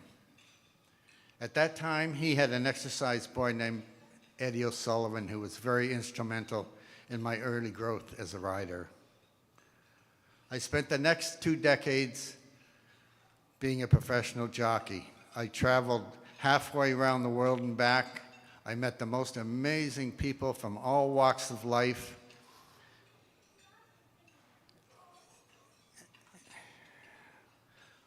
I loved being a jockey, but it was a very stressful thing for me. I fought weight on a daily basis. It was very obsessive and at times very painful. In 1989, I retired from riding. For the next 24 years, I became a racing official. I worked daily alongside some of the finest people you would ever want to meet in your life. The highlight of my official career was, of course, being one of the 3 stewards selected to officiate at the Breeders' Cup at Woodbine in 1996. In 2013, I retired from being a steward. From 2013 to now, I've been preparing for this speech. So in closing, I'd like to take you back. The year is 1965, Woodbine Racetrack, Barn 10. It's 5:30 in the morning. It's pitch dark out. The sun has not yet kissed the sky. I'm a teenager walking down the shed row, just getting ready for my morning chores. And who do I see? I see Lou Cavaleris. On his left, Jimmy Bannon. On his right, Robin Platts. There's a groom leading Victorian era ridden by Avelino Gomez. Behind them, another groom leading Cool Reception ridden by Gil Roundtree. 7 future Hall of Famers, and I'm working with them every morning. We had more Hall of Famers in the Cavaleris Shed Row than the New York Yankees Murders Row or the Wayne Gretzky Edmonton Oilers. We had 7. And tonight, it's come full circle for me. I get to join those 7. I get to reunite and join them again, but under a different shed row, the Hall of Fame shed row. It may be a little late, but tonight I'm number 8. Thank you, Richard.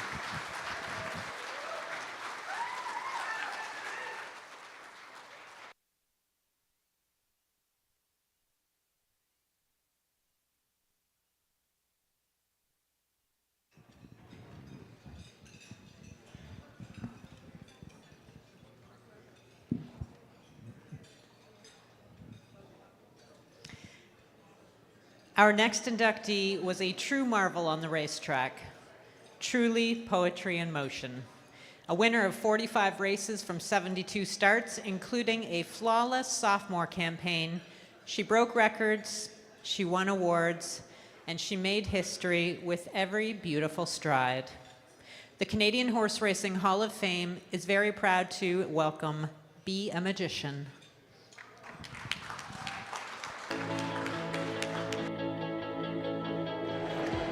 World champion Be a Magician won 45 races during her exceptional career for owners Melvin Hartman, Herb Liverman, and David McDuffie. She was trained throughout her career by Richard Nifty Norman.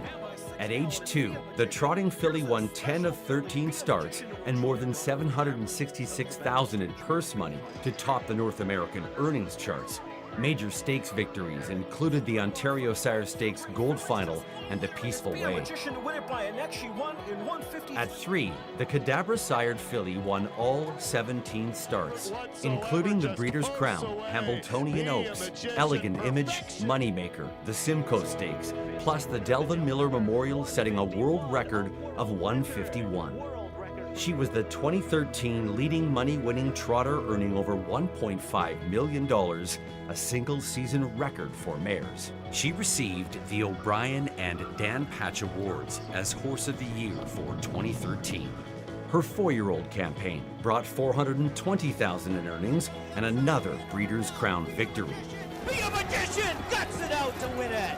In 2015, she claimed the title of top money-winning older standardbred, earning nearly $1 million with 10 victories, which included the Maple Leaf Trot and Armbro Flight. She retired in 2016 as the richest trotter in history to race exclusively in North America and the highest earning Canadian sired female ever, earning over $4 million. For Be a Magician, 152 and 4/5.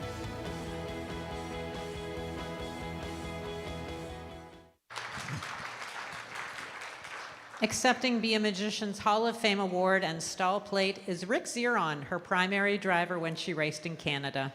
Making the presentation is Jeff Porshak, chair of the Canadian Horse Racing Hall of Fame Standardbred Election Committee.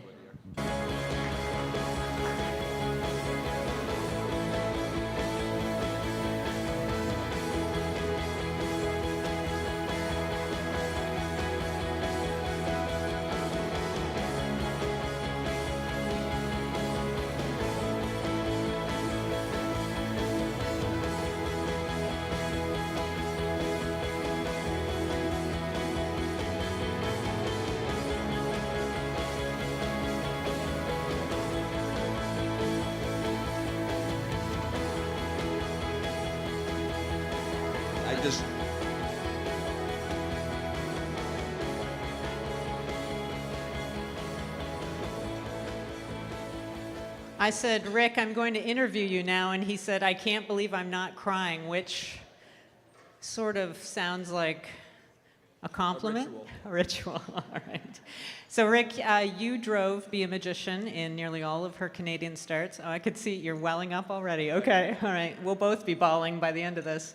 You drove her in nearly all of her Canadian starts. She was reportedly a bit of a handful coming into her training, and in fact, when you drove her in that maiden start in the Ontario Sire Stakes at Kawartha Downs Gold Series, which she of course won, she had only had a race bike twice.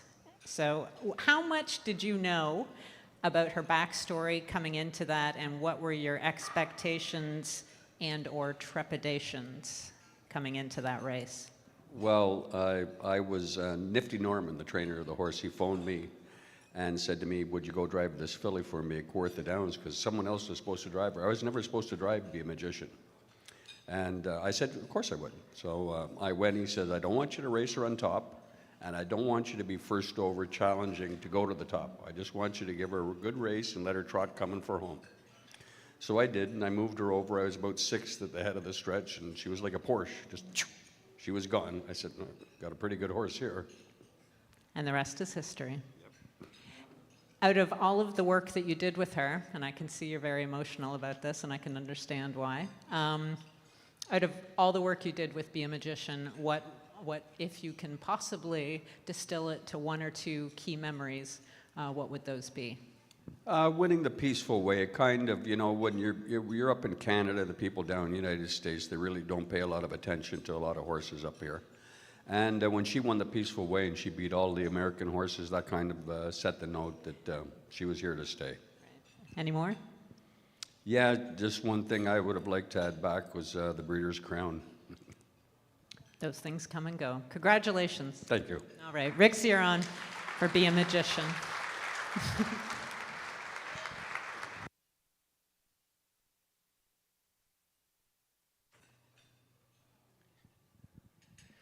Now for our final of the 3 horse inductees this evening, this gelding's list of impressive achievements does include impressive early success at Woodbine in the Breeders' Stakes. And that would springboard him from a Sovereign Award winner to an Eclipse Award winner 3 years later, maturing into one of the grittiest and gutsiest older turf horses in North America. Now, some racehorses do repeat as graded stakes winners, but so few come back to double up years later. And like a fine wine, this chestnut son of English Channel just got better and better with age. The Canadian Horse Racing Hall of Fame is proud to induct male horse Channel Maker.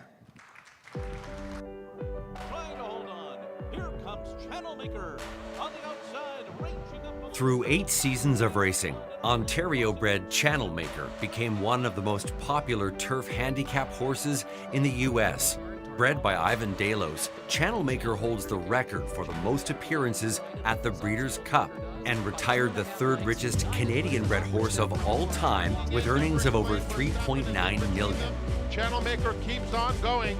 The 2014 son of turf champion English Channel was purchased by Joe Guerrieri of Joey G Thoroughbreds.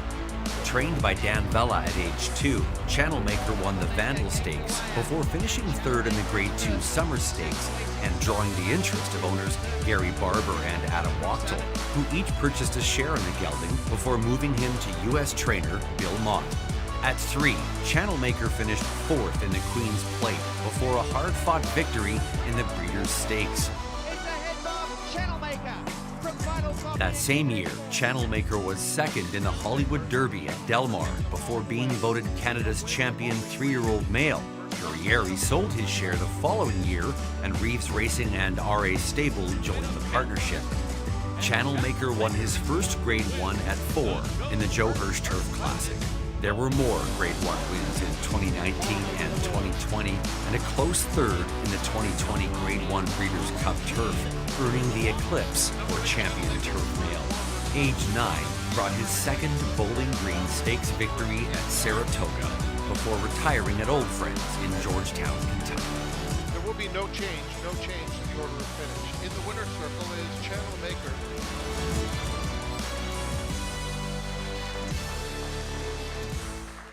Accepting Channel Maker's induction award and stole plate is Michael Blowen, the founder of Old Friends in Kentucky, where Channel Maker now resides. And presenting is Ivan and Colleen Delos of Tall Oaks Farm, Channel Maker's breeder.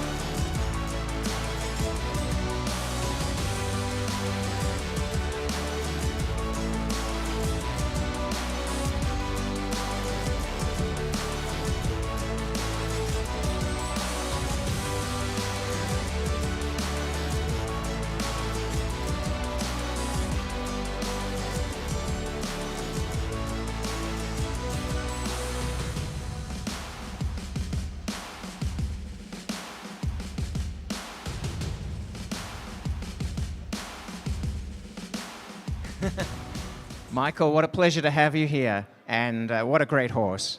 I started stocking Channel Maker at Saratoga 3 years ago, talking to Bill Mott and the owners and Mr. Wachtel and Gary Barber, saying, you know, he's a gelding, and we're ready for him whenever. And then he'd just win more races and more races and more races. And it's really great that he's retired and is best friends now with one of his great adversaries. In fact, the Racing Forum puts out this magazine for us every year, and the cover was supposed to be John Nicholson, who just took over Old Friends, and me, and Silver Charm, the oldest living Derby winner. He's 30 now, in the middle. And then they got this picture of Red Knight and Channel Maker, and we got busted off the cover. That's amazing. They had a great rivalry on the track.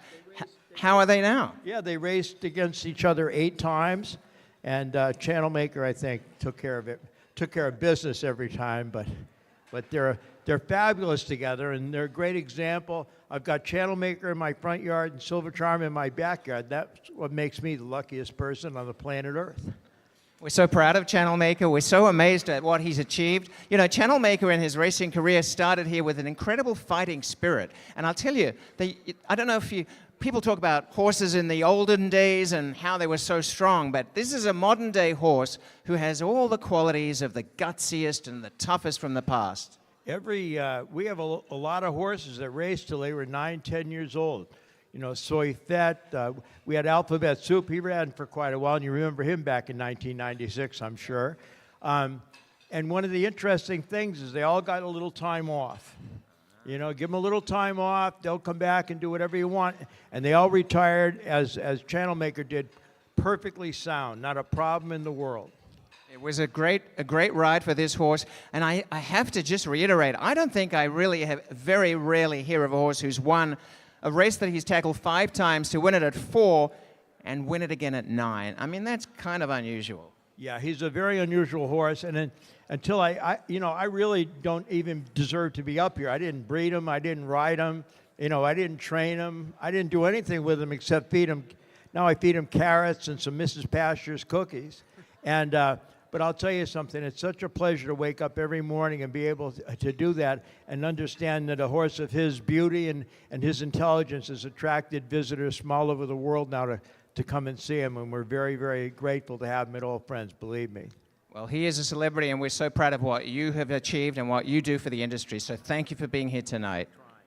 Yeah, it's a great thing. We should have an Old Friends in Canada. I got all these old great Canadian horses. I got Victor Cooley, I got Forte de Marmy, I got all these great Canadian horses at the farm. They could be up here attracting a lot of visitors, and I'm probably shooting myself in the foot for saying that, but it's a great thing for tourism. These old horses have great value, you know, beyond their racing and breeding years, and fans come from all over the world. It's great for tourism, it's great for horse racing, and it's most of all, it's great for the horses. And the horse is what makes it all happen. Indeed. Thank you so much. Thank you. Pleasure to have you.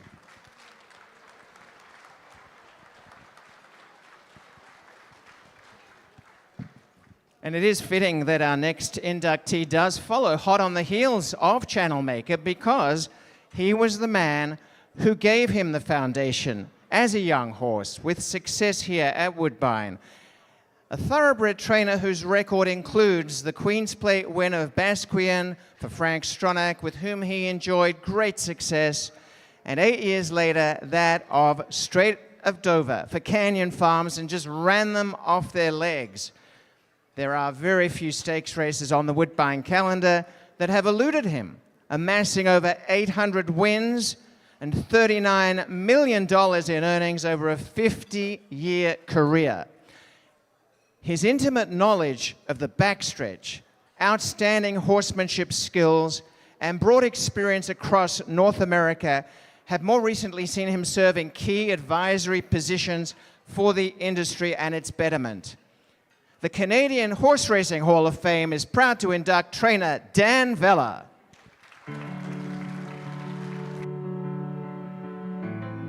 Initially introduced to racing by his uncle as a Toronto teenager, Dan Vella fell in love with horse racing, immersed himself in the craft from the ground up to become one of Canada's most successful trainers, collecting 2 Sovereign Awards, preparing 2 Queen's Plate winners, and 30-plus graded stakes winners. From the mid-1980s until his 2023 retirement, Dan trained for Canada's biggest owners, including Frank Stronach, Steve Stavro, and the Secura family. In the late 1990s, Dan trained at Stronach's Adena Springs Farm in Ocala, Florida, preparing future champions like Awesome Again and Perfect Sting. It was Dan's connection to the Stronachs that resulted in him providing that family with their first Queen's Plate winner, Baskian. And Baskian wins the Queen's Plate with disdainful ease. From there, the list of Vella-trained champions and graded stakes winners continued, including such stars as Explosive Red, Blitzer, and Mysteriously. 2 Sovereign Awards came back-to-back in 1994 and 1995. After opening a public stable, he took a colt named Strait of Dover from British Columbia for Wally and Terry Leon and made him a plate winner in 2012.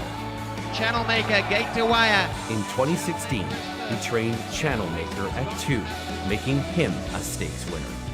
Now retired, Vella still races a few horses in partnership.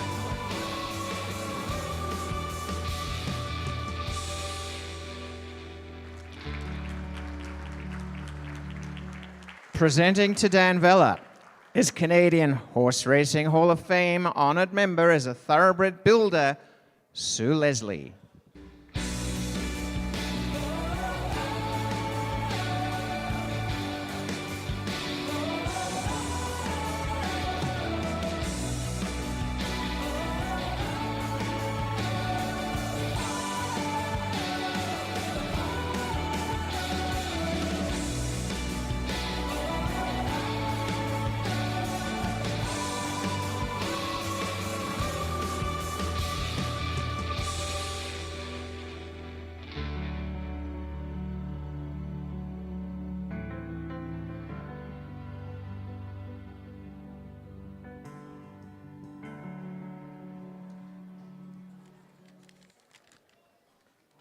Well, I'll be honest, I'm completely overwhelmed with this. It's made for tall guys. I'm completely overwhelmed with this, and I just really want to make it short and thank a few people. I want to thank the Hall of Fame. I want to thank my employees over the years. A lot of hard work goes into me being up here, and a lot of good people help me out. I want to thank my family who not only supported me, but were part of my career. It was wonderful. And I want to thank all my owners and their horses. It was a lot of fun. Training good horses for good people. How could you go wrong? I want a special thanks to the Stronach family, Secura family, the Stavros family, and the Shevsky family. Without them, I wouldn't be here. Thank you.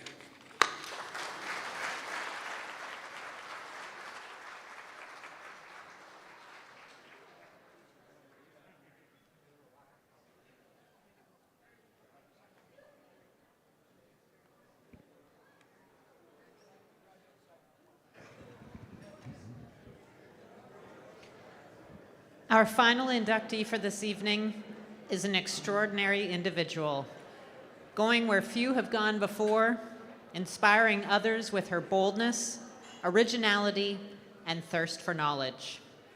Throughout her illustrious career, she has established new standards for the benefit of the horses and the people at the heart of the Canadian horse racing industry. The Canadian Horse Racing Hall of Fame is pleased to induct Dr. Moira Gunn. And we have a new selling Sam Pellegrino, who will be selling his first crop of yearlings this fall in the sales. Dr. Moira Gunn's credentials are a testament to her work as a veterinarian, breeder, breeding specialist, and industry ambassador.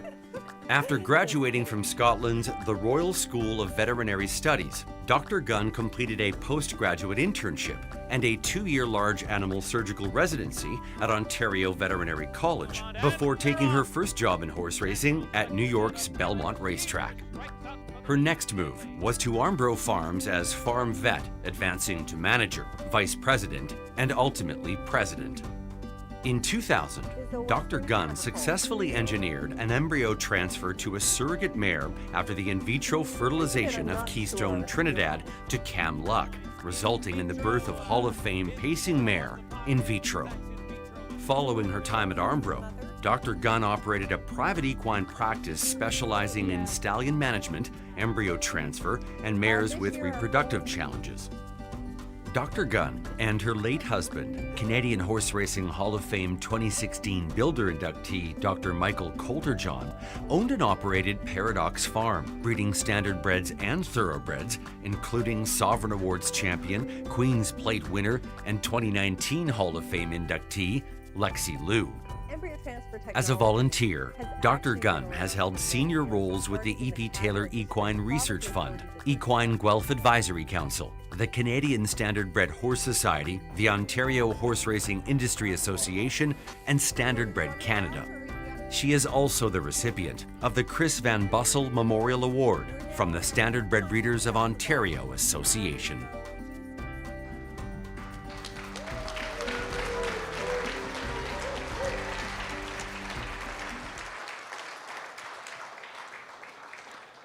Joining Dr. Gunn on stage is her son, Duncan Coulterjohn, and to present her Hall of Fame ring is Dr. John Hayes.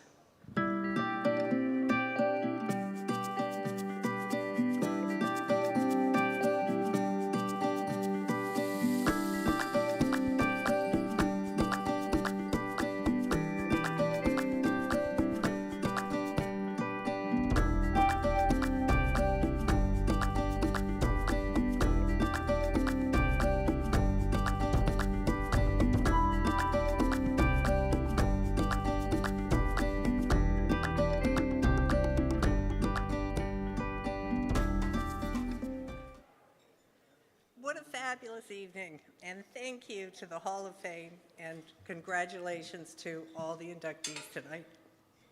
Thank you. I do have to say there was some pretty old footage there that even kind of took my breath away. So many beginnings come from far away, humble Barbados, out east, out west, and I'm from the far north of Scotland. Whew. So I grew up in Scotland during my formative years, and my grandmother was a crofter in the very north. So a croft is a tiny farm, but you don't own it. You pay feudal dues to the landlord, Fraser of Lovett, the clan. And for any of you that follow Outlander, my grandmother paid her feudal dues to Simon Fraser. And one of the humble things about that farm, my grandmother raised 2 children alone because her husband died after World War I. I think I just need to take a breath. So going to that farm, there was 2 cows, a barn full of chickens, a couple of sheep, and there was 1 horse. And it was a massive shaggy Clyde, and it was the heart of that farm, because without it, she couldn't get to town and she couldn't plow a field. And it was that horse that I first found an absolute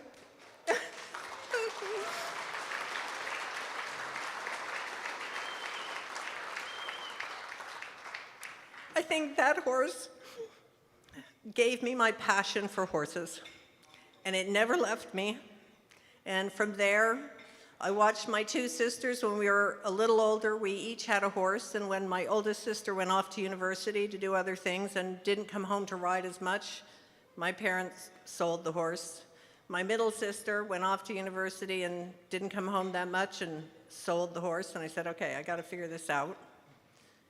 I'm going to become a horse veterinarian. So I went off to university, started studying, didn't come home that much, and my parents sold my horse. However, it gave me the opportunity to spend the rest of my life with horses. And standing here today, so grateful, Dr. John Hayes, thank you for having the faith that I deserve this. Having the ability to spend my life with horses, you never get here alone. You have your family that supports you. I've got my husband Marv, my son Duncan, who many a night got ripped out of his bed when Mike would be in the Gardner foaling barn, and then I would get a call to the Armbro foaling barn. I was last man home, and you'd rip him out of bed as a toddler, throw him in the car, take him to the foaling barn where my beloved crew that are here with me today would throw him in a stall and slam the door. And I think he's forgiven me, and most of the time, the stall was clean.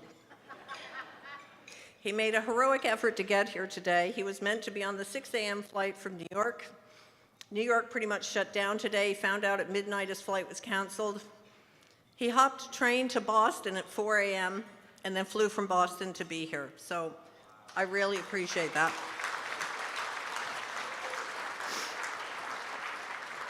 My sister-in-law, Shani, my half-ass sister, Sherry, Fran, Marv, thank you for all the support. You've always been there to support me. Friends that are here, and of course, you may have been called staff, but we always worked together, and we had a great time, and you guys pulled the weight. And if you get further, there's people that share their knowledge with you and have faith in you. And certainly Glenn Brown and Armstrong Brothers, it was one of those opportunities that Glenn Brown had faith in me. He shared his knowledge. He also shared the driving. We had a deal, always shared the driving, whether we're going to the Greenwood, Mohawk, Breeders' Crown, Lexington, Harrisburg. We spent a lot of time in the car. Straight to the Breeders' Crown, he drove there. I always drove home. And I appreciate the mentors I've had, certainly Bob McIntosh. A huge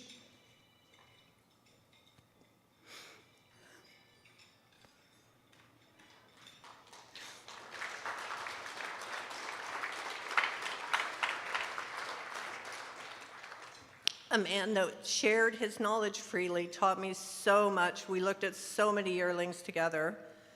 And all I can say is Randy Waple said it correctly on Woodbine. That man was definitely half horse. He just knew horses inside out. He will be missed. To Mike, who resides,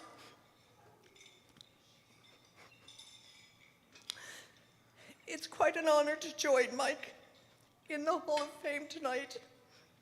So now my son comes from parents that are double Hall of Famers. So maybe that's why he's got a little bit of toughness to him.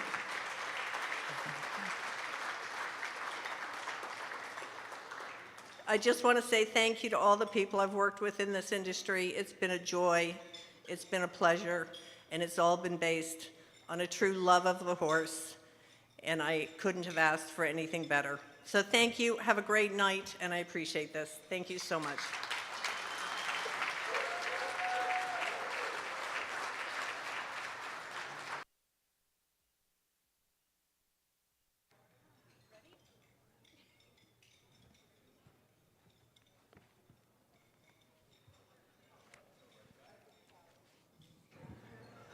Well. Tissue, anyone? Well. Honestly, that's what it's all about, Yes, right? it is. That's And, what it's all about. The passion in this room for horses, for the incredible craftsmanship of the skills that have been a lifelong and incredible perseverance and traditions that have been kept through history. It's an honor to be a part of such a distinguished room tonight. It is, and these speeches this evening have been incredible, and we thank all of the inductees for sharing these lovely words with us. I know that there is a chance to actually see a future Hall of Famer if you are going to the Canadian Premier sale coming up. That'll be the yearling sales on the 28th of August, and you know, we've had some amazing sort of recent success stories that are potentially Hall of Fame possibilities. You just never know. Never know. That's what it's all about. Well, with that actually concludes the inductions for this year's Hall of Fame. We want to congratulate the inductees and thank all their representatives for joining us tonight. It wouldn't be possible to put a night like this together without the support of just so many people and organizations. And let's recognize who has been involved in supporting our wonderful evening tonight. Let's recognize Audiovisual Support Digital X. The awards tonight provided by Soul Drive Enterprises. Decor, Life in Flowers. And we will stay tuned. We will have information about how you can acquire the flowers at your table coming up. A very, shall we say, diplomatic and fair way. Arbitrary. In our opinion. Event photography tonight provided by the always great Clive Cohen of New Image Media. Wow. Yeah. Look at that love for Clive Cohen. That's right. I mean, he's deserving. I just... French translation, à mon avis, Manon Gravel. Very well. Yeah, sounds... C'est bien? Je Oui. peux parler en français Oui. avec vous. Okay. Graphic That's design. enough. Yeah. Graphic design by D.N. Penny. Inductee biographies, Deanne, congrats. Yeah. Biographies, a big thanks to Jennifer Morrison and to Kathy Wade-Vlar. Excellent. Inductee photos tonight by Michael Bai, horseraces.net, Dave Landry, Barbara Livingston, New Image Media, Trot Magazine, and Will Wong. Inductee rings. Inductee rings, Jostens, Canada. And stall plates, Precision Craft laser engraving. How about those stall plates? What a great addition. Yeah, for sure. Yep. It really Excellent. makes it the icing on the cake. Yes, that's right. Printing, Sportswood Printing, a division of Aylmer Express Limited. Beautiful, beautiful programs, as usual. As always, a huge thanks to our Woodbine Entertainment Group's video production team. A big thanks to the broadcast production department. Yes. Wonderful videos. A tearjerker, nearly every one of them. Yep. The venue, Mississauga Convention Center. Beautiful room, beautiful decor, beautiful people, great food. And there's a ton of volunteers who have put their time and energy to this, and without the volunteers, this event would not be possible. So the unsung heroes, a big thanks to our volunteers. That's right. And finally, Linda Rainey, who organizes this event, she prepares these notes for us. Linda, please stand up. And somehow Linda Rainey's name is not actually in this list Voila. of people. So to Linda, a great job. If everything appeared to just come off without so much as a wink of effort, that is because Linda Rainey has made it all happen. And it's a pleasure to reconnect here with you tonight, Kelly. Oh, and you, a Robert. big thanks. And you, yes. It's a memorable 2024 induction list. We hope you've enjoyed the evening and feel as passionate as we all do going forward. Now, we have some flowers to give away. And how are we going to do that? Yes, so if you don't like this idea, it was Robert's. And if you love it, it was mine. That's how this works. I like that. I'll use that. So the flowers on the table, how about the flowers? They're beautiful, beautiful flowers. And so there is always, near brawls every year over who is going to get the flowers. And we hate to see people dressed so eloquently brawling over flowers. So instead, we're gonna we will institute a new way of dealing with this. So there are 12 inductees this year. The people at your table, the person whose birthday is closest to the 12th of their birthday month, that is the person who gets the flowers. So the person at your table whose birthday is closest to the 12th of whatever month they were born in, that is who takes home the centerpieces. If you have ties, you're on your own. Figure it out amongst yourselves. That's how that works. Well, the other good thing about the number 12 is that August 12th is a key date. Ah, yes. Right? Good And tie-in. August 12th has a deadline of 8 p.m. So we did put up on the screen a list of the wonderful experiences that are racing packages for you.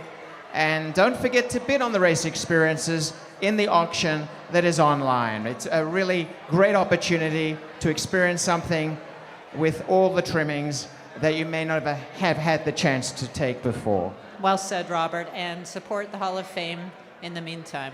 So, that is it. Yes. Pleasure working with you, Robert. Pleasure to you All is right. mine, and a big thanks for all of you who came from a fairly long distance and rigorous travel through Boston at 4 a.m. and all the difficulties in getting across North America that has been happening. We so appreciate every representative of our inductees, and we certainly appreciate our inductees, our Hall of Famers. Congratulations. Thank you, We and thank good you night. so much. A round of applause for yourselves. Great group. Safe travels. Have a great night. Thank you. Fly over, come closer, baby, what's the delay? Windy city, girl, you blow me away. What can I do to make you stay? What can I do to make you stay? All the things I do to make you stay. Come on, baby.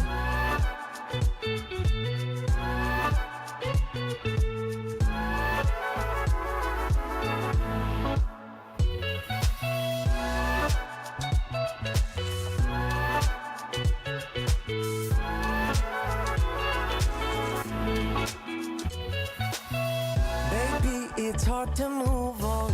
Tell me, what did we do wrong?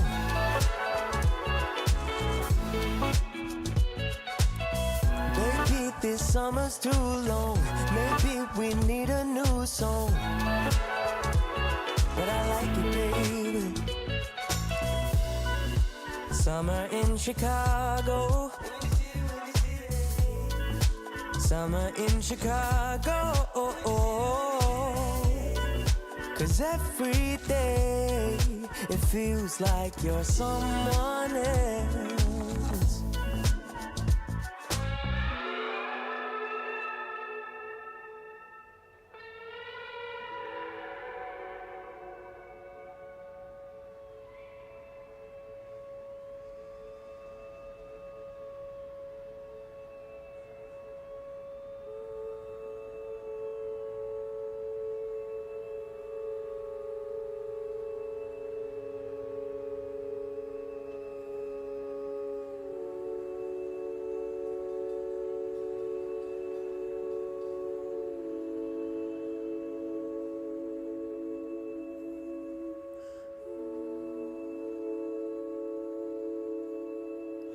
Something you gave me, I focus on. 100 moments ready sewn into my memory. But you still come loose though. The time it grows, I know you like to take it slow, but I got to know. That's why you got to come here alone.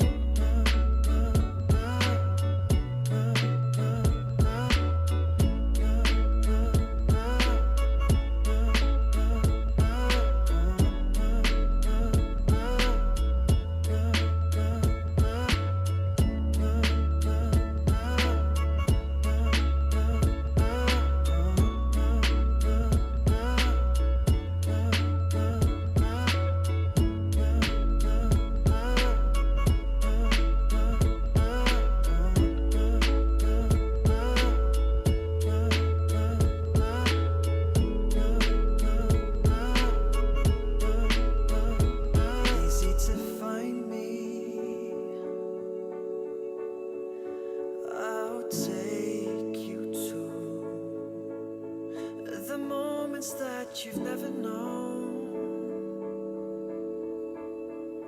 Keep for the future. Maybe we will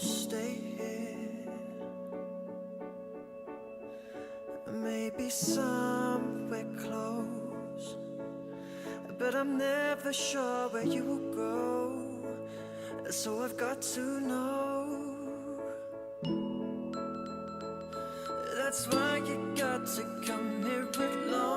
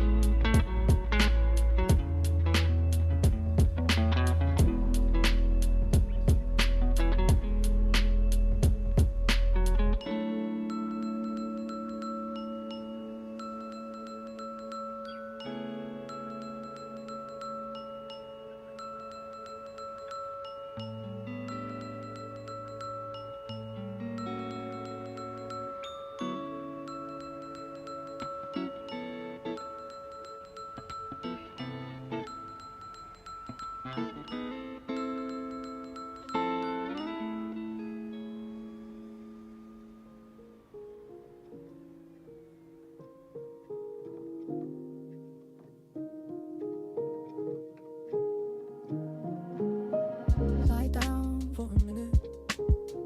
Take a second to breathe. Hold the reins, no limits. No one here to bleed. Can't see the hole, cause you're in it.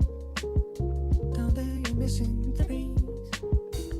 Come out, drop the t-shirt. Cause baby, it's 100 degrees. Lay down.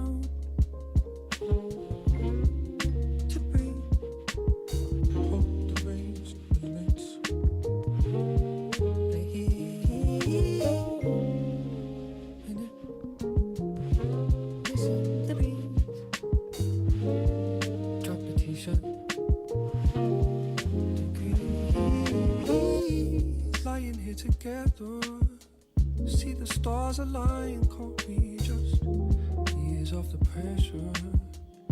Forget about this back and forth. Let's stop this overthinking. I don't know for sure, but I hope I've got what you're missing. And baby, it's 100 degrees. Lie down for a minute. Lie down. Take a second to breathe. Hold the reins, no limits. Time now. No one here to bleed. Can't see the hole, cause you're in it. Down there, you're missing the beat. Come out, drop the t-shirt. Cause baby, it's 100 degrees.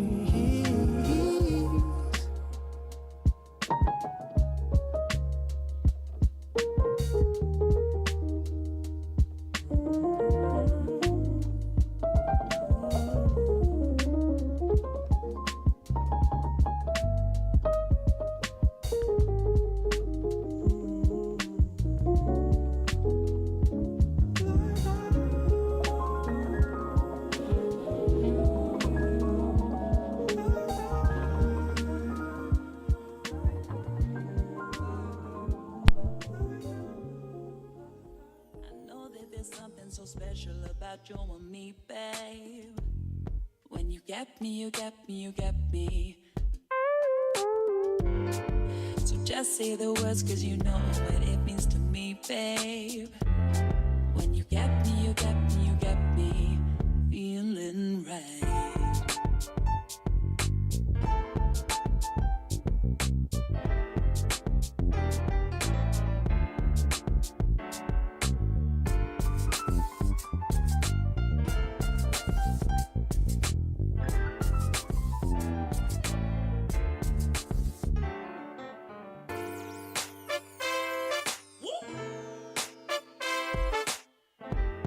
When you get me, you get me, you get me.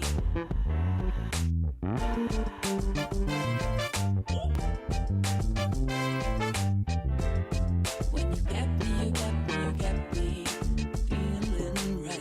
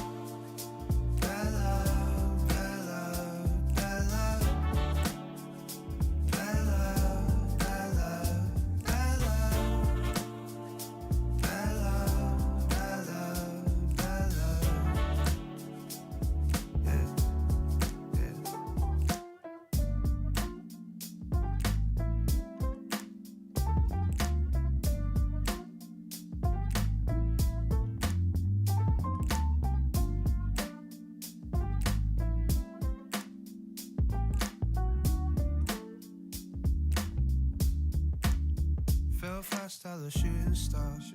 Lights out, I know where you are. Girl, we're a celebration. I'm in my cigar. Sunburst is my lead guitar. Sun-kissed is my burning heart. Some days I can't stop. Baby, you're too far. Better make our way back soon. Change your kicks, better change your tune. Girl, take a picture, hold it close for it did flew.